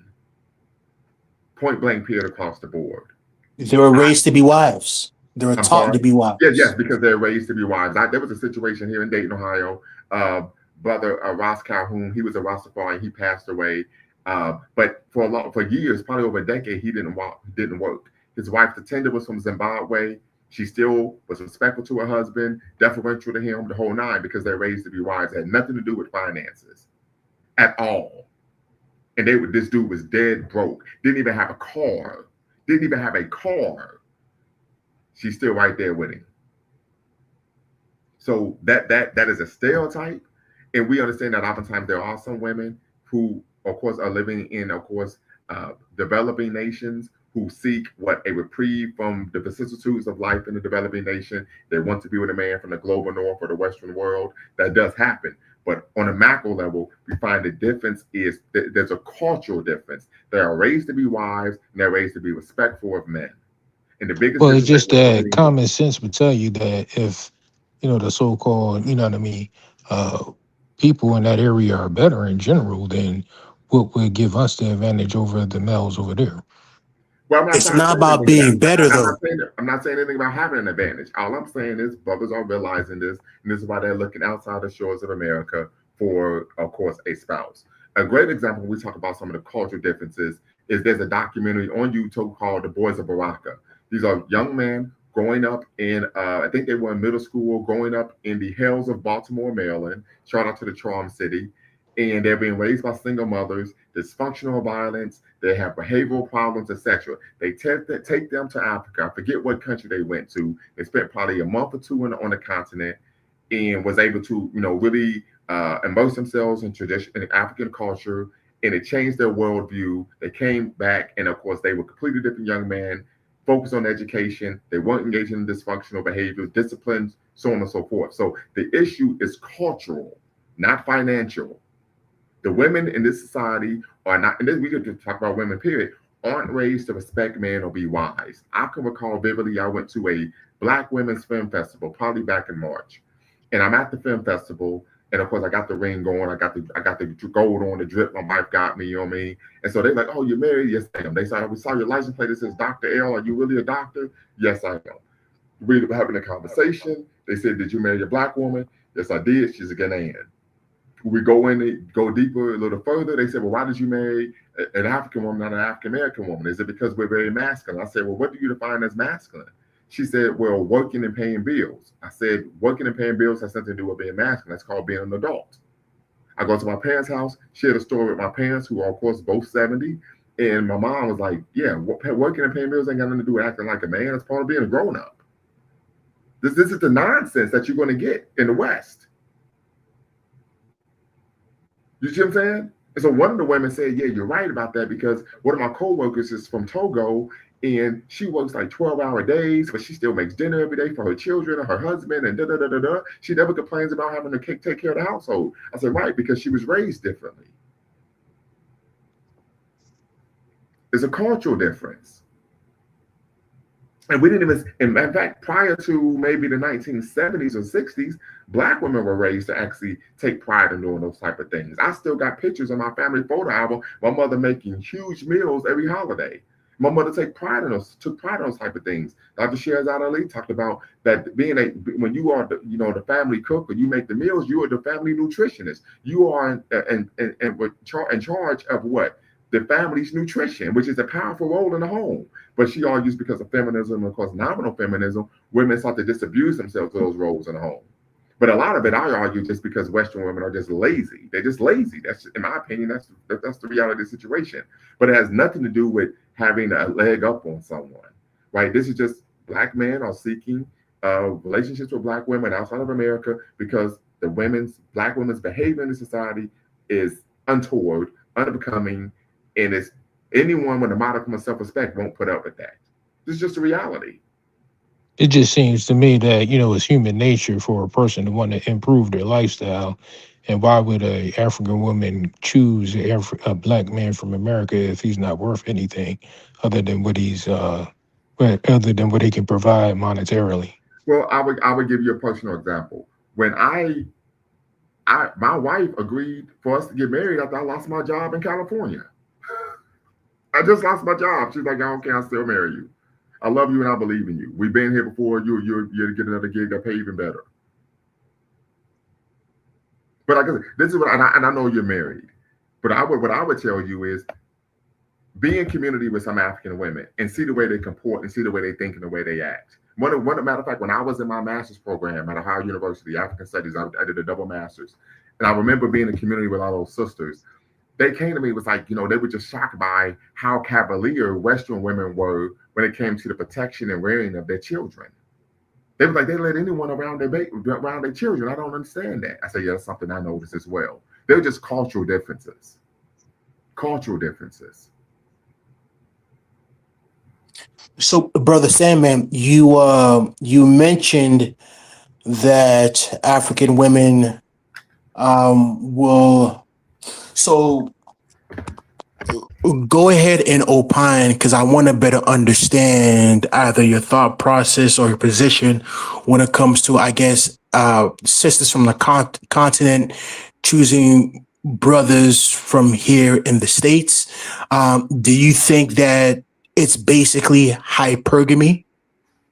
Yeah, basically it's hypergamy, and I think that's just the nature of all human beings to be hypergamous, or females to be hypergamous in general, mainly because, okay, so you got, American men, and not just black men, but America men, where we've all grown up in the American culture where we eat a lot of processed food, so we have a lot of health issues, we have a lot of issues when it comes to respect and cultural appropriations, or cultural problems that we might have in general. So it would seem to me that, of course, I'm sure there's plenty of African men on the continent who have a lot of issues as well. But if those black women in Africa are raised in a culture that's more conducive to family values, then obviously the men would be raised in a similar fashion where they uh, tend to want to be able to support their family and stick around with their family in general.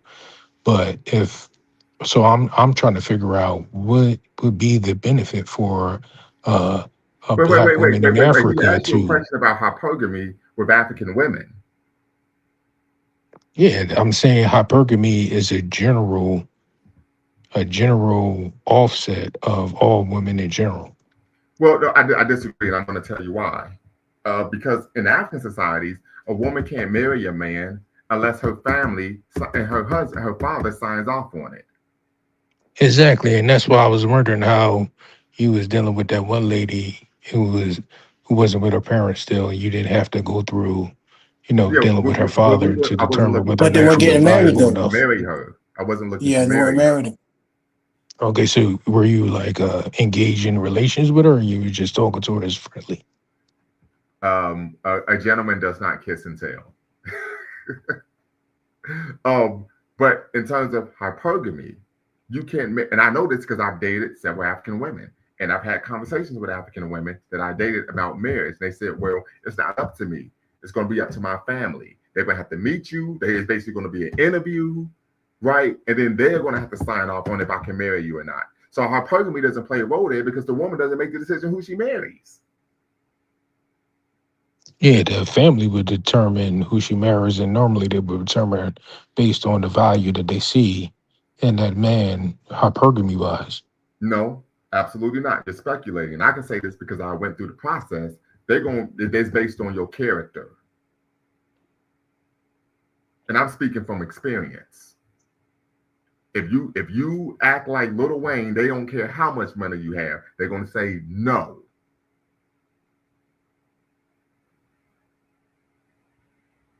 Because there was a time I was dating a woman from South Sudan, and literally when I was like, okay, this is probably what 13 years ago. The family's like, okay, who is he? Tell us about him. And he's like, he's an African American. And they was like, he's not like a Little Wayne, is he?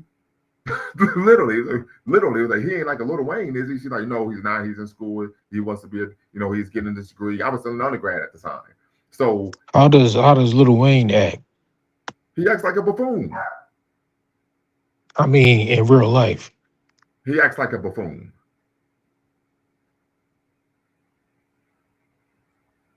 He's a I cretin. mean, Right. I've only met, I've never met, Little Wayne. I only know him from off the television. Right. He acts like a But, buffoon. I assume So that, outside of but the point his I'm character on the television, I don't know what he the is. point I'm making is character plays a role. Right now, there are some situations in which individuals are in dire economic straits where there would be, so oftentimes what's going on is what's known as sex tourism. This is something that's deeply unfortunate. I've read about this, of course, during my undergraduate and graduate studies, and something I've seen this from African nations, but because of resource deprivation, there are sometimes the daughters in the family are the breadwinners because they're turning tricks for what? Foreign nationals. I saw that, pissed me off, but this happens. One of my homeboys was in Kenya. He saw the same thing, pissed him off. We even find this even in Tanzania, where sometimes the young men, you have these European women coming over and looking for beach boys and having, paying them to be with them. So this is something that takes place, but a lot of this is due to what? Poverty, right? However, outside of situations like that, what I'm speaking to, no, that's not a situation because I'm not going to marry someone who's destitute because I'm not into that. But what we find is what? You have to go through the family. The family has to actually interview you, sit down with you, have conversations, see what you're about, your character, the whole nine. It's not just, oh, he's from the West, so he got money. So guess what? You can marry our daughter. It's not. What It's about far more the involved. marriage dowry? Huh? Is there a dowry? Yes, I paid a dowry, which was a nominal fee for America, for us in America. And but so let's break down the dowry.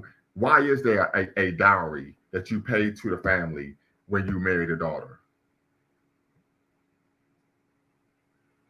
I'm not. No, I thought you were going to explain that. Yeah, but I'm asking the question.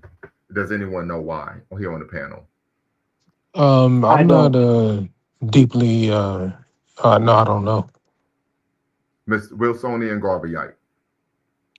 I don't know, brother Mbakwane.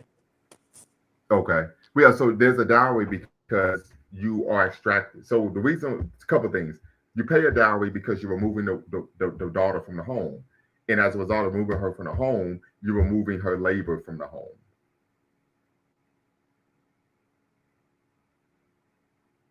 Understood. That's Mhm. why. Okay. Yeah. Yeah, yeah, that makes sense. Yep. But like I said, these are the options brothers have. And they realize we have options now. We do not have to put up with this untoward behavior. I don't have to sit down and try to be a therapist to you because you're 37 years old and you act like you're 13. Right? I don't have to deal with this. And we shouldn't deal with it. Right? We have the right to walk away and seek love and relationships somewhere else. And I implore all people, men, women, you don't have to put up with nonsense. You don't have to put up with dysfunctionalism. You do not have to accept disrespect. You don't have to. I don't care what the race of the person, right? Because that was something Sister Monica Thomas, she's come on a platform before, and we talked about this offline. And she said, yeah, sometimes we find ourselves putting up with a lot more from a person because they're black, because we know the issues we have to deal with. And then the person uses that and they take advantage of it. I argue we shouldn't. We don't have to put up with that, and we shouldn't.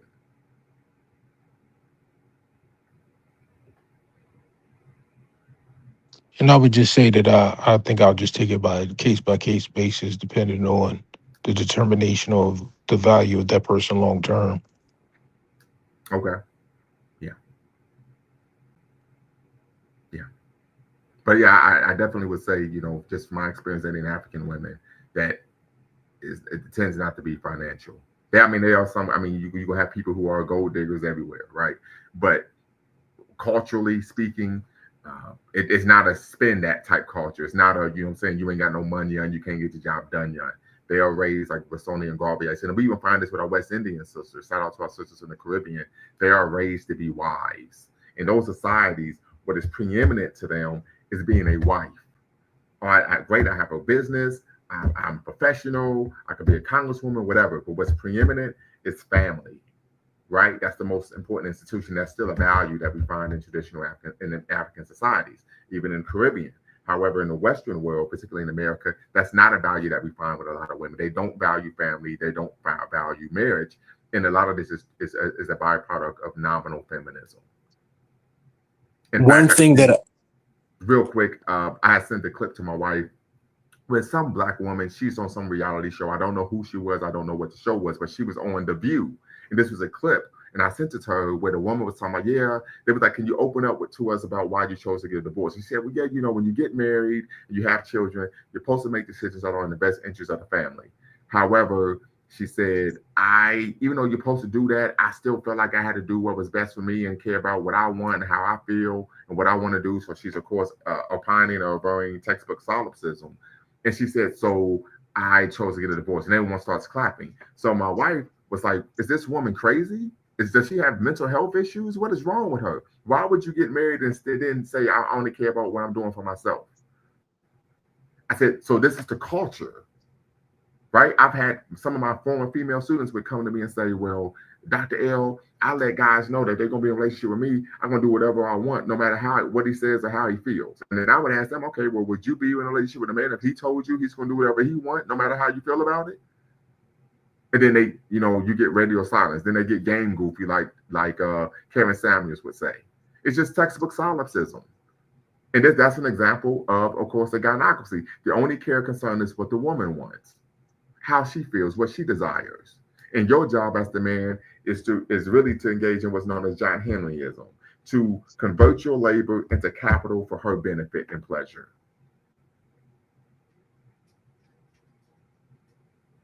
Yeah, that sounds like an immature woman that doesn't know what she want to do in life.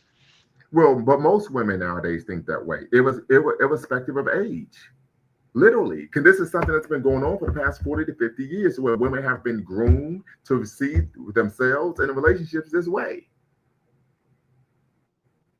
Literally, there's a clip where I think Pink Book Lessons, she showed a clip where this actress, she was in the TV show, I think Ally McBeal, where she's talking about, yeah, a man needs to worship me, I'm a goddess, and all this type of crazy stuff. I said, they really think this way.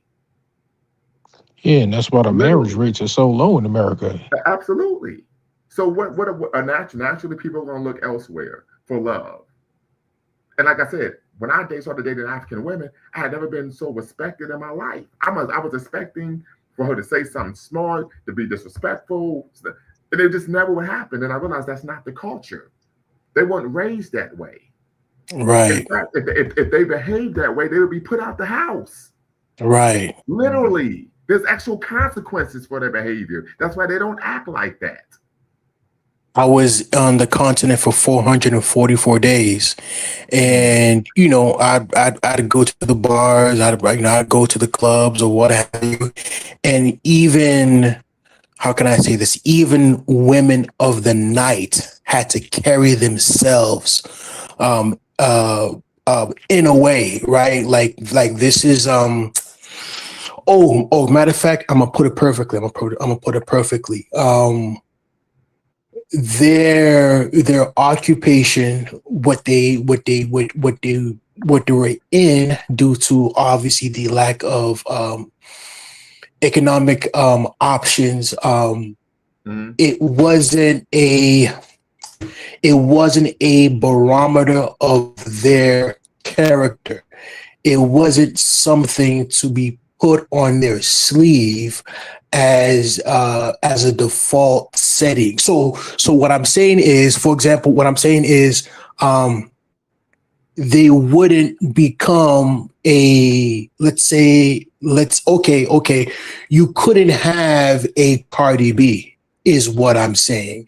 You couldn't have a Sexy Red, is what I'm saying. Right.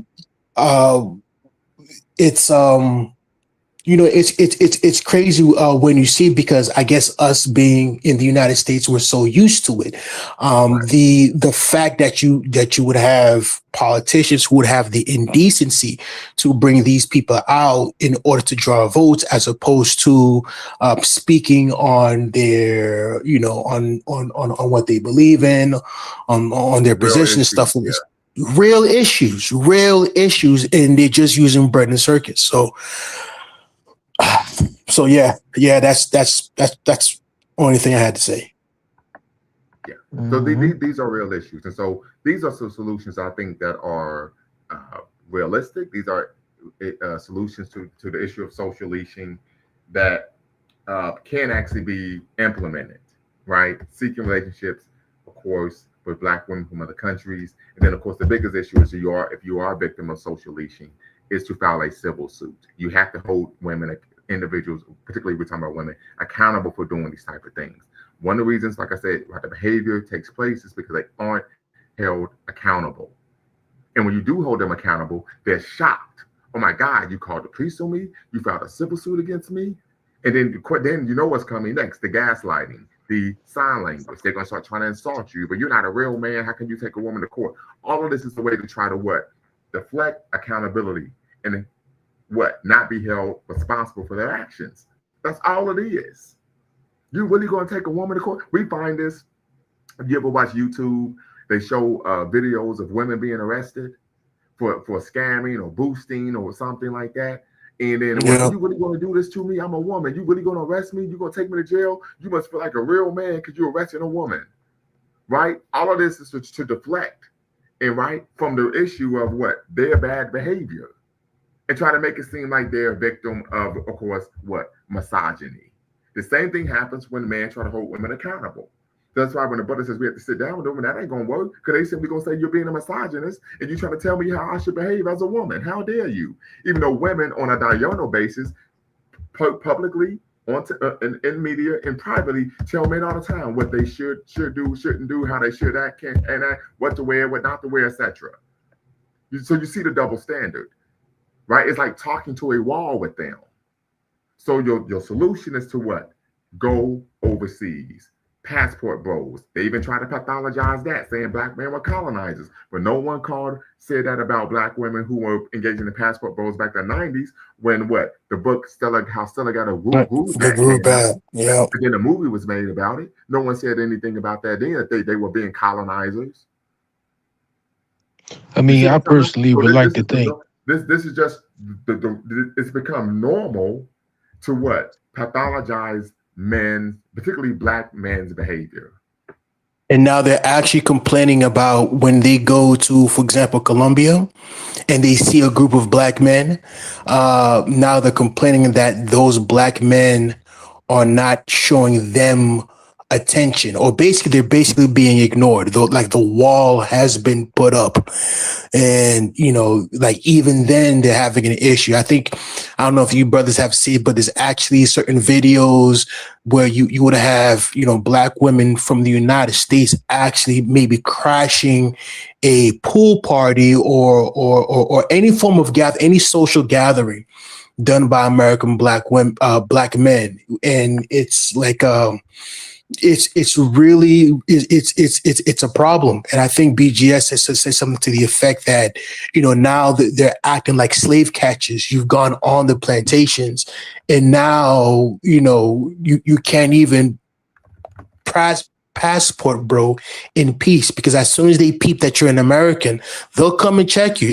And trust me, I spent a lot of time in Colombia, and as I've told you before, brother Lumumba, when I say Colombia, I'm talking about Black Colombia, but they are rarely there. But if you go to Cartagena, if you go to Medellin, maybe even Cali now, I mean, yeah, you will have sisters who will come up, and it's funny. It's they ask like what y'all doing. That's one of the first questions that they ask, like, what y'all doing? And me, finally seeing it from the inside looking out, because, one would assume like, nah, this is just a talking point that you'll hear from the Black manosphere, from the red pill community. But to actually see this live in person, in color, in 3D, it's truly something else. Yeah, absolutely. Like I said, There, these are individuals who actually believe that they're beyond reproach. And my argument is the best thing you can do is to run for cover. I mean, the and problem. part of this is personal experience. I give you all another example. This is when I was at the Ohio State University working on my PhD. I was in the first year of my program, and I actually went to a academic conference titled "Preparing for the Professorate." These were for PhD students who were interested in possibly pursuing a career in faculty, right? So I go to the conference, and of course, I'm at a PWI, so I'm just happy to see another black person. There's a young lady there, and I just go up to her, "Hey, sister, how you doing?" Because I'm just happy to see another black person. She starts going in talking about, "Oh, don't talk to me. You're a black man. You have black male privilege." Da da da da da da. I'm like, first off, I don't even know you, and you're attacking me. This says something about your behavior and your character or lack thereof. So a black female history professor came over and said, "Listen, you don't even know this young man. And if he does have a family, which I presume he does, whatever privilege he has will benefit his wife and children. So why are you attacking him?" Like I said, they're so far gone that you can't work with them. You have to go somewhere else. Some people are simply beyond reproach, literally. And this is why it more exists. MGTOW, SYSBM. This is why Kevin Samuels was so received in the Yes, community. This is not just something, it's not, it wasn't something that's done online to simply pass the time. It's something that was actually right. resonated with a lot Yes. of A black lot of men. men, because this is their experiences. where they were dealing with women. Like, for example, now I give you all another example. I know I keep providing these anecdotes. Um, there's a brother I'm cool with from Somalia. He is a Pan African organizer extraordinaire. He's from Somalia. He lives in, of course, Minneapolis. Shout out to the Twin Cities, land of 10,000 lakes, Minnesota. And when we first connected, probably about 5 years ago, I was telling him these type of stories, and he said, "Brother, you just meeting the wrong women." I said, "Okay, keep living, young buck, keep living. You're my young bull, keep living, keep living." 5 years has passed, and he was like, "Yo, you were right." He said, "I was in a relationship with two African American women, and I had to end the relationships because everything would be going fine. We'd go out, have a date, grab a bite to eat, catch a movie, and then for no reason, out the blue, they just become extremely disrespectful for no reason whatsoever." And then when you address the issue, it's the gaslighting. "Oh, you're acting like a woman. If you were a man, what you complaining for?" I said, "I told you, this is normal behavior now. The dysfunctionalism has become, it's normal." I give you an example. NNGGGGG, tap in, triple N, triple G, tap in, be part of the conversation. Links in the description, link is in the chat. And he realized, yo, you were right. I said, because when you actually look at how matriarchal households are ran, they tend to be extremely dysfunctional. The manner of communicating tends to be dysfunctional. If I've seen this with Black American women, African American women, they tend to have drag out arguments and fights with each other, with their friends, female friends. My best friend and I have been best friends since 1988. That is what? 37, 38 years. Yeah, 38 years. And we've never had an argument. Why? Because the basis of our relationship is rooted in respect. Now, we've had disagreements, but we've never had an argument. We've never damn near come to blows. We never had a period of time where I'm not talking to this MO. But we tend to find this is par for the course with Black women in their interpersonal relationships. They get into it all the time. They're fighting with each other. They caddy. There was a situation where a woman came on social media and talked about that there was a time when she was bisexual. She actually was in a relationship with a woman. She says, "Man, I realized what men have to go through." She said, "With these women, we're straight crazy. I mean, cuckoo for Cocoa Puffs." Yeah. So, yeah, you would have to literally you would have to be a glutton for punishment to pursue relationships with Western women. You would have to be a glutton for punishment. I just moved into this apartment here, and it's been a month, and reflecting, so I haven't had any women, I haven't had any sisters come through here. And I think because I'm 37, that's how I knew what 88 what the years would have been. If we were, let's say 17, 17, 18, 19, 20, early 20s, we would have told our guys, whether it was true or not, "Yeah, man, I've had, 10 women's come through, I've knocked down 11 of them, yada, yada, yada, yada." But at 37, going to be 38, close to 40, I've told my guys, like, "Yeah, man," they've actually, "Hey, have you brought anybody through?" And I told them no. And being Black men, being mature and understanding, no one breaks my balls, because they understand if you bring the wrong woman to your home, now you have a liability. Now she could very well be a liability. No one's saying, "Oh man, you bringing no bras, you ain't getting no dun dun dun dun dun dun dun." No, it's no longer like that, because now, again, at this age, a lot of my homeboys, they have families, they have children. Some of them are married, most of them are not. And they understand, like it goes without saying, like, "Hey, you haven't brought a woman to your house, no problem, no issue, because if you bring the wrong sister, again, now you have a problem." And unfortunately, you have some women, especially if you're the one who initiates the breakup, they will not let it go for one reason or another. And that's just, that's just something that I think about. I don't want to make it seem that obviously all women do it, most women do it, but unfortunately enough women do it. So, Yeah, I'm it's 2 months in. Yeah, I'm if you too try much. to leave me, I'm going to ruin you. I'm going to try to ruin you. Exactly. I've Exactly. experienced that. I can recall being in a relationship with a woman. I end the relationship, and she says, literally told me, "Well, I'm going to call the police on you." She told me this to my face. I'm going to call the police on you. So that would be an example, of course, of blue leashing, right? And when that didn't work, I said, "Okay, call the police." Right? One, I'm not a criminal, and I know how to comport myself with what police officers who are, of course, street level public administrators. So you could call the officer. I'm not going anywhere, right? Because most guys will leave or run, or and then well, why did you search? She calls the police. You're not there. We can her side of the story. Now there's an APB out for you, or the guy will capitulate, put his proverbial tail between his legs, and then say, "Okay, don't call the police, and we can stay together," right? So that doesn't work for me. And so then, of course, she moved to social leashing and tried to tell someone where I was actually where I was staying, told the owner of the home that I was staying at that I was disrespecting his home simply because I didn't want to be with her anymore and I had moved on. So this is something that is very common. My Yeah, I've been argument is this is something I, that Dr. T. Hassan Johnson mentions that because of this, there's some brothers who are willing to just simply withdraw from dating altogether and say, I would rather be an incel than deal with this nonsense. yeah, And here's I've the been thing. married. I've been Yeah, married hold on, 23 Chris. Go ahead, years. Sam, man.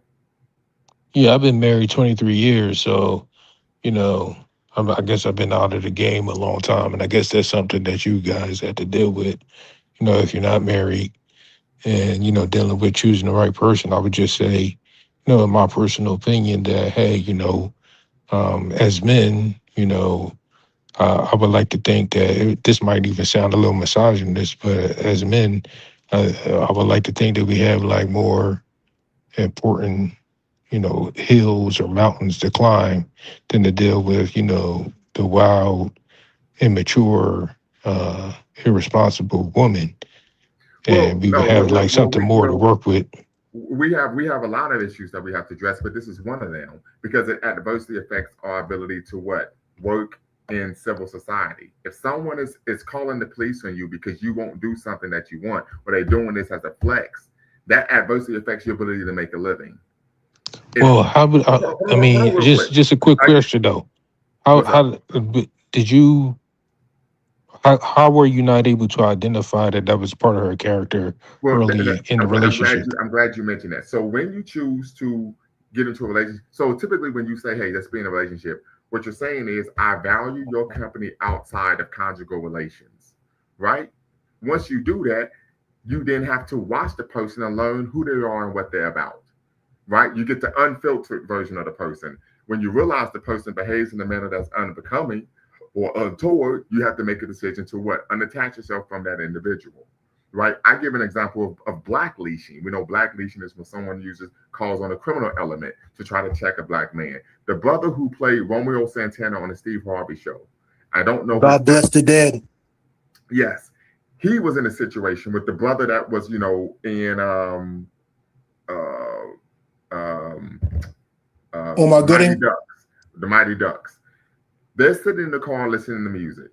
A young lady comes up to the brother that played Romeo Santana on the Steve Harvey show, and she tries to pursue a romantic relationship with him. He says, "I'm not interested. I'm actually attached. I have someone." She goes down the street, tells the homeboys on the block, "Hey, this guy tried to sexually assault me." They go shoot up the car and kill him. So we have to address these issues. Another example would be the situation with Big Tigger. He was arrested, even though the video showed he wasn't physically assaulting his wife. But guess what? She feigned that she was being abused. We have to address these issues because it's almost like my uncle told me. It's almost like you're sleeping with the enemy. Oftentimes, I'm like, these Yeah. women are plotting and scheming against you. And I understand you're out the game. You've been married 23 years. Congratulations, for you, brother. But this is something that brothers are dealing with on a daily basis. I've had situations where exes of mine or women I try to break up with, I'm gonna call your job if you break up with me. I'm gonna try to get you fired. Oh, I had this happen to me where I broke up with a woman and she called the police and falsely accused me of putting my hands on her, and I was arrested on my job the next day. These are things that brothers deal with on a daily basis. And it's So yeah, and it's almost like if you're gonna go through that with a black woman, this is why you have some brothers say, you know what, like, what do I have to lose being with a white woman? yeah, this is a reality. This is why we don't see the level of racial loyalty, and it's because it's not. We have documented cases of black women lying and saying that the black men were raping them. So this isn't like, Mm-hmm. oh, that's what white women do for the slavery. You know, we got black women doing this to brothers. Right. I used to work in student conduct at Big House at University. I had to sit on a case where it happened with someone who shares your complexion, who's a member of your own ethnic group, African American, doing this to another black man because I didn't like the way he made me feel after we got finished having sex. You know, Yeah, this is this. real issues. You know, you mentioned brothers becoming incel. I don't want to devolve this conversation that we're having, but I'll tell you one thing: since we're all men and we all have common sense, you have a lot of brothers who are not in. Okay, you have brothers who would rather pay for it, right? They Mm, go have conjugal visits, depending who the woman is, where the woman is at.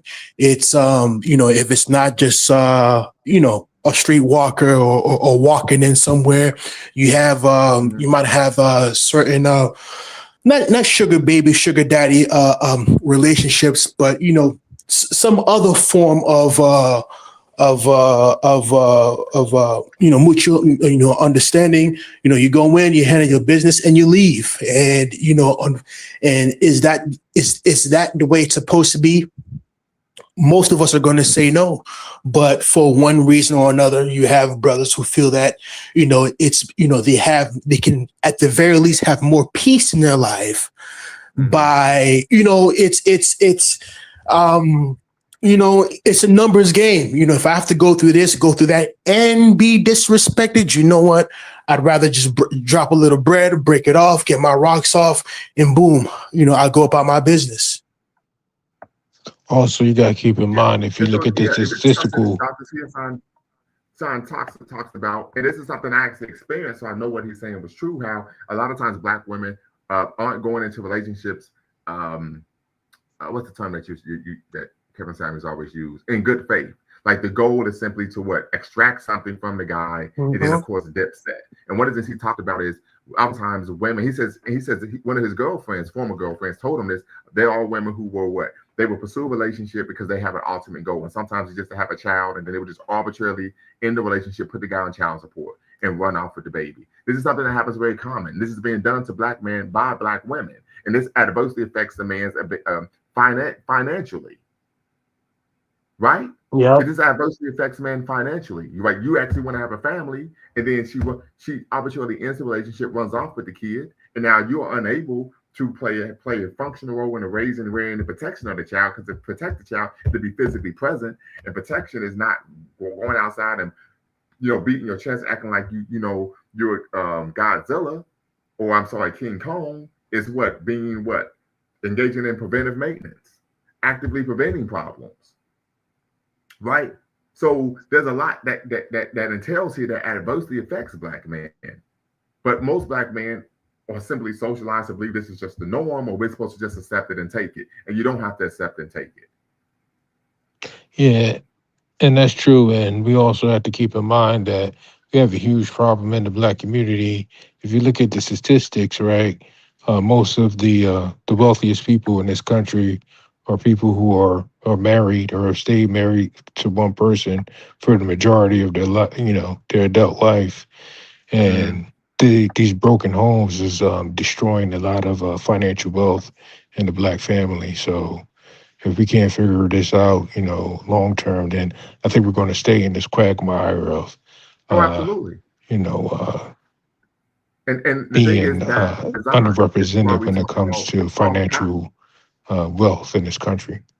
Yeah, yeah, and that's design. That's by design. That's why it's called soft power, where you promote these concepts in the media, in popular culture, and what influences, of course, behavior. So now people are adverse. I mean, you saw what was it? The black woman who was in the remake of Ghostbusters, where she was talking about marriage is slavery. You actually will have women who believe that, who in real time will come on a platform and say, I don't want to get married, that's slavery.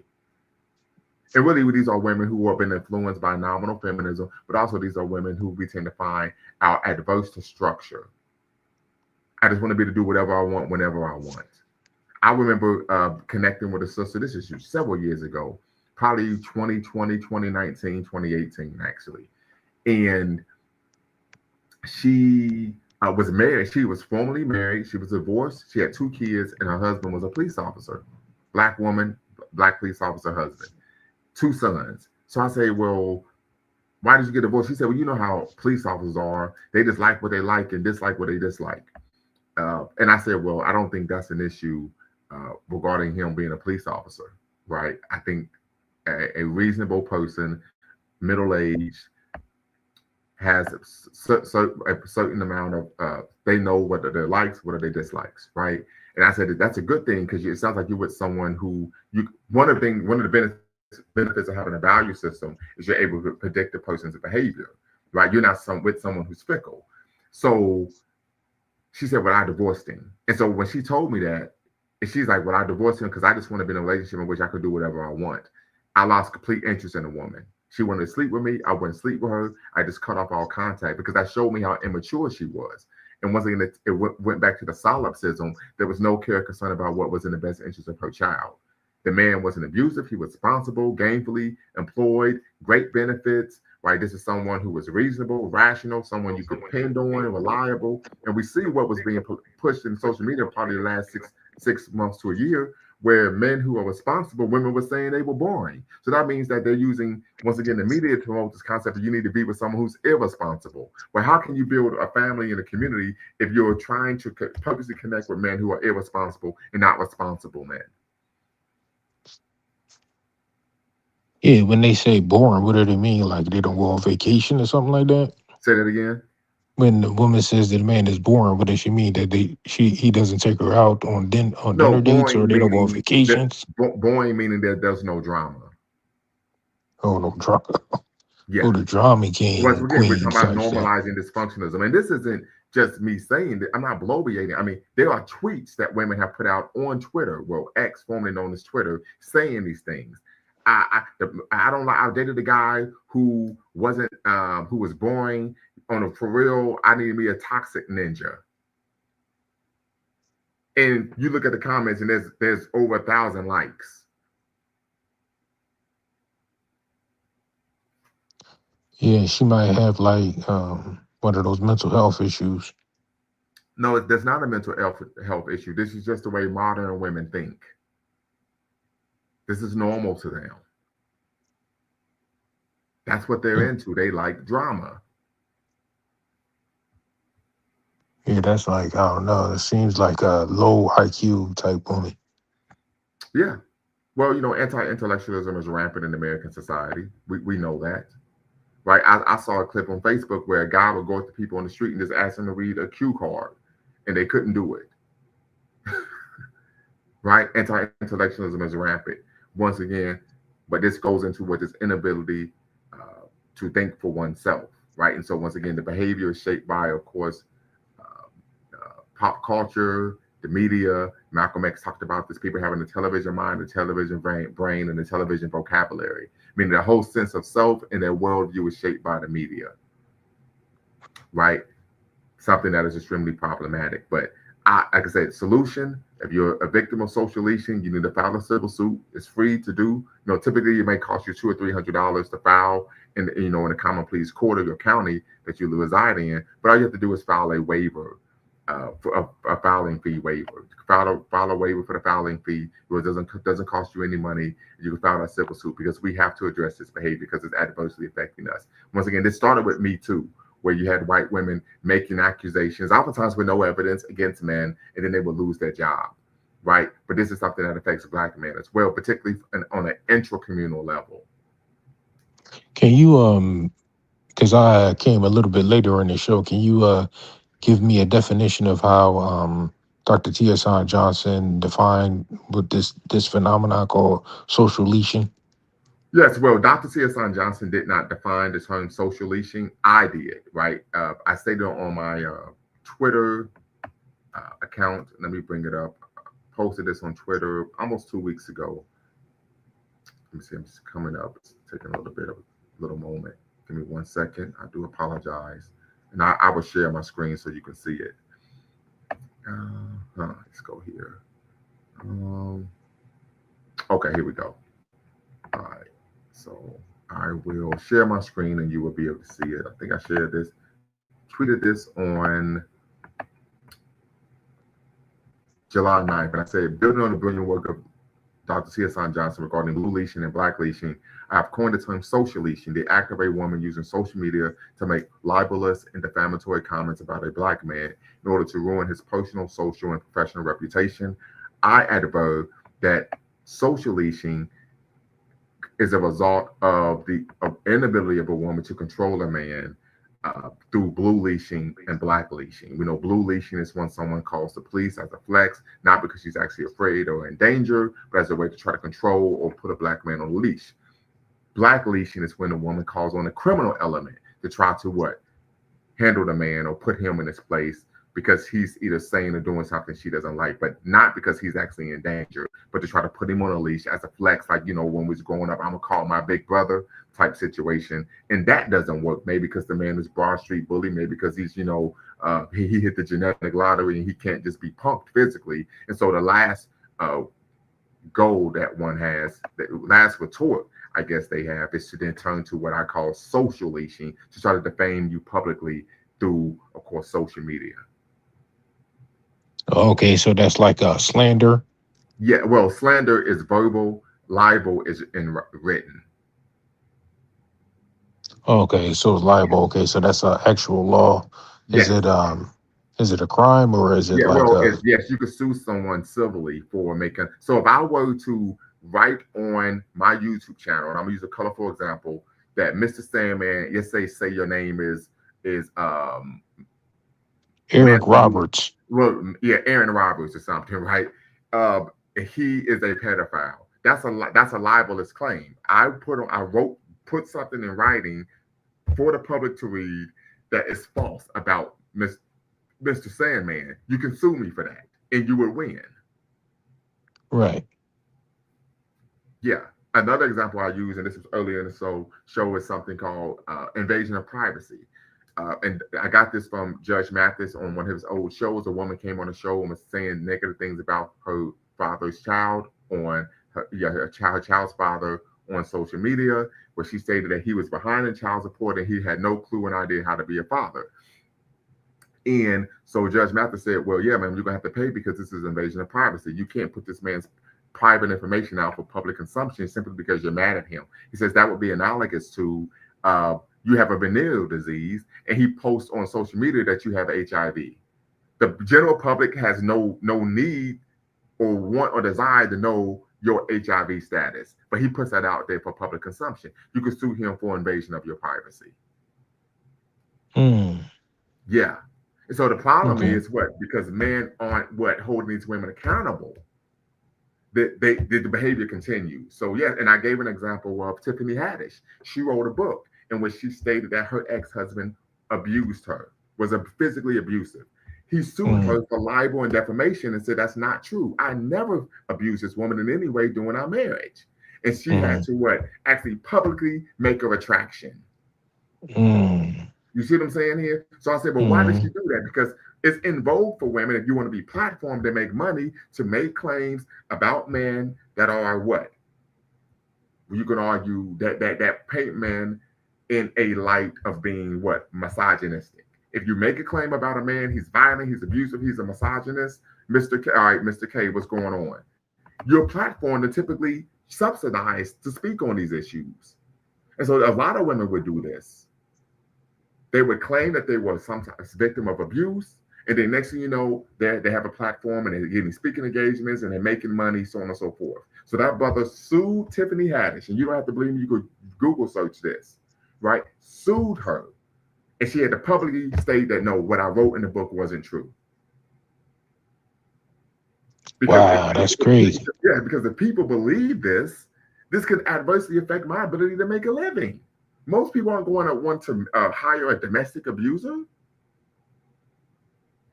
Yeah, yeah. If that's on his record, yeah, he has to like what do you call it? Report himself or something like that Well, as no, a not it sexual doesn't even predator matter. or It doesn't something. even matter if it's no. He had never even been charged with a crime, but the fact that there's an accusation, right? What would then come is, well, why are you hiring someone who's been accused of X, Y, Z, right? And I gave the Mm-hmm. example of we go back 8 years when Ohio State, Urban Meyer was the head coach. The wide receiver coach was going through a bitter divorce with his now ex-wife. She accused him of physically assaulting her. The police show up. They do a thorough investigation that lasted about a month, and they found that there was no evidence to substantiate the woman's claim that he was abusing his now ex-wife, right? So Mm-hmm. she then calls head coach Urban Meyer and says, "Your XYZ, I think his name was Zach Smith, something like that, physically abused me." Urban Meyer calls the man into his office and says, Mm-hmm. "Your ex-wife or your wife is saying that you're abusing her. If this is true, you're out of here." He says, "There's no truth to this accusation. She made this false accusation during an argument. The police did a Mm-hmm. thorough investigation and found that there was no credibility to the claim she made. When she realized that Urban would not fire the guy, she then did what? Guess what she did? She contacted the media. She contacted USA Today. Mm-hmm. And so then So she Urban knows. and this whole thing was in the New York Times, August of 2018. I never forget because I had my son read the article, and I said if this can happen to a what powerful white man, where he's being Mm-hmm. held accountable for not firing someone who was falsely accused of domestic violence, imagine what can happen to us as black men, right? And so I had my son read the article in the New York Times because, of course, you all know I subscribe to the New York Times. So what ends up taking place, Urban Meyer is interviewed by ESPN, and they're like, "Well, why didn't you do an investigation?" The police did an investigation. My job, I'm a football coach. If the police did an investigation and found there was no evidence to substantiate this woman's accusation, I'm supposed to do my own investigation that supersedes law enforcement? This is nonsense. Mm-hmm. And as a result, guess what they did? The president and the board of trustees suspended him 3 games. Mm-hmm. Even though even the police department, Delaware Police Department, is a city that's about 30 miles north of Columbus, stated they provided a press release. We investigated this woman's claims of domestic abuse. We found no credible evidence to substantiate her accusations. Yep. And this dude still was suspended 3 games. Mm-hmm. Yeah, Women know that. I had to talk to my son about that. You know what I'm saying? Yes. Again, in America, in this country, you know what I'm saying, women aren't being held accountable for their actions. So Yeah. you got to be smart. You got to be smart about how you act. You can't overreact to Absolutely. some of the Absolutely. stuff that they do. And what an employer would say is when there's smoke, there's fire. Well, They would say yeah, when it's there's smoke, affecting their there's bottom fire. line. Yeah. So these are issues that we have to address because it's adversely affecting our ability to make a living. Our livelihood is being adversely affected. And this is in a situation where there's some racist white man or white woman doing this. Typically you would think, okay, the person must be white. They may be an anti-black racist. They may be a bigot. They may be prejudiced against black people or black men in particular. And this is why this is taking place. No, the person looks just like you. And then you turn around, there'd be a Black Lives Matter rally with a fist up in the air talking about no justice, no peace. And they're trying to do harm to the black man that they are in proximity and community with. Literally. This is very common because most people, if you make an accusation that a black man is engaging in behavior that is unbecoming or untoward or in contravention of the law, most people are going to believe that because the public image of black men is that we're what? We are untoward individuals from the get-go. This is why this is an important issue that you address, Mr. K. I want to hear your thoughts on, of course, social leashing and how that adversely affects black men. You know, I've always pushed you to come on the platform and speak, but of course, I would love your comments as well in the chat. So these are real issues, real issues. Yeah, real issues. Matter of fact, I think his name was. Let me see if I can look this up. Zach Smith, OSU coach. Yeah. His name was Zach Smith. Yes, former wide receivers coach at Ohio State. Served on the staff. He was fired in July 2018 amid domestic violence allegations. The ensuing scandal led to a university investigation and the suspension of then head coach Urban Meyer. Matter of fact, let me bring this up. I'm gonna share my screen so I can see this. Cause that was this happened in my first semester at Ohio State when I was working on my doctorate. To see here, termination. He was fired in 2018, July 2018, by Maya after reports emerged of a civil protection order against him by his ex-wife. The protection order included allegations of severe physical and emotional abuse. While at Ohio State, Smith accepted a plea deal in October 2018 for misdemeanor disorderly conduct charge. Henderly and Smith's domestic abuse allegations resulted in an independent investigation by Ohio State. The parole found out Meyer and athletic director Gene Smith failed to properly address the situation, which led to Meyer receiving a 3-game suspension to the start of the 2018 season. So here's the issue, and that was his last season coaching at Ohio State. I know this. If someone is calling, if one of my employees, significant other is contacting me, I know they're doing it because they're trying to cause the guy harm. I know that. That's just a reality. No one calls someone supervisor unless they're trying to get the person in trouble.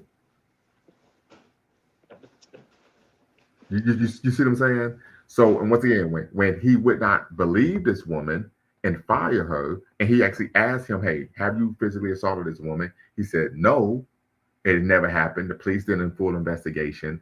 And then guess what took place? Okay, fine, I'll go to the media. She contacted USA Today and said, I have a story for you.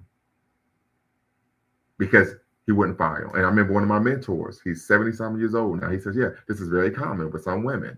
If we aren't going to be together, I'm going to try to ruin you. That's just the reality. And women know that if I make an accusation, people will believe me, no matter how far-fetched and nonsensical it is. I'll give you another example. This is something that happened in South Carolina back in the mid-90s when I was a kid. I even did a show on it where the woman was up for parole, where the white woman had 2 children, was cheating on her husband and wanted to start a new life. So she killed her children and locked them in a car and then had the car, push the car into like a little ravine or lake or something like that. Then what did she do? Who did she say actually carjacked her at gunpoint with her children inside? She said it was a black man.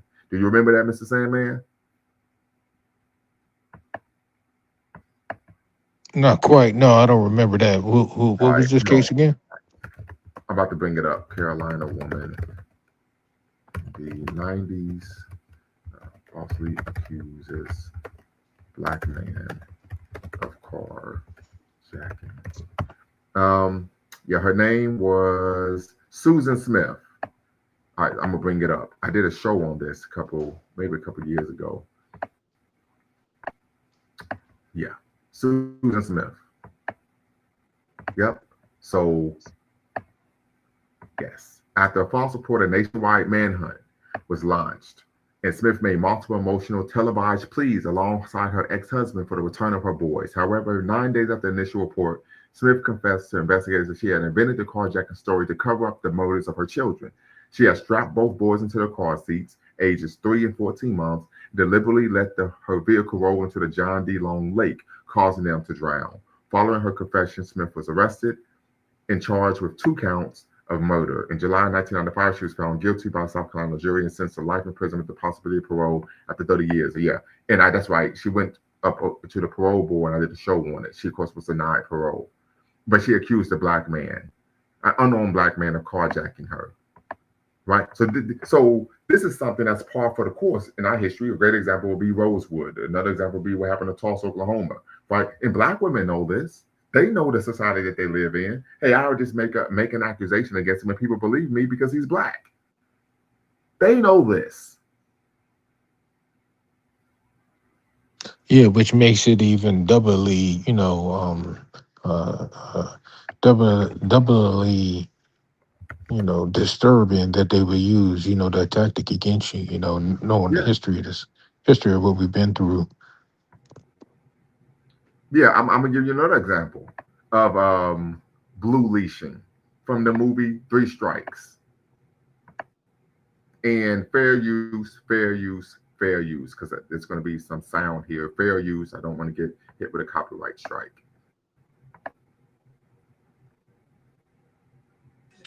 Where have you been? Where have you been? Whoa. Now I'm a grown ass man. I got to be checking in with you. Oh, wait a minute now. You ain't gonna be putting your hand on.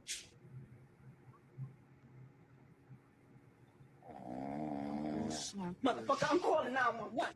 Wait, baby. Now you know, I just got out. I'm on parole. We have. Right? So she immediately physically assaults him, not once but twice. He says, "You know what? Enough is enough. You're not going to be putting your hands on me." First thing she does is, "I'm going to call the police on you." That movie came out in 2000. Yeah, That's yeah, yeah. an example of blue leashing. hmm Yeah, brother's down on his hard times, just got out of the joint, Yeah, you and got then to he got to join. live with some. Now he got to live with some hood rat, and she going, Yeah, playing. yeah. She's going to physically assault you, and if you take umbrage with being physically assaulted, I'm going to call the police and have you arrested and thrown back in jail. So either you could get your ass whooped by me, or you could be incarcerated. It's up to you. Or he could live on the street. Or you could live on the street. Do you see what I'm talking about here? These Yeah, it are might real be easier to live on the street. these are real issues we're facing, what, institutionally in our own homes. You don't even have to go out into society and experience anti-black racism. You're dealing with this in the home. Like, as my uncle says, my youngest uncle, my mother's side, it's like you're sleeping with the enemy.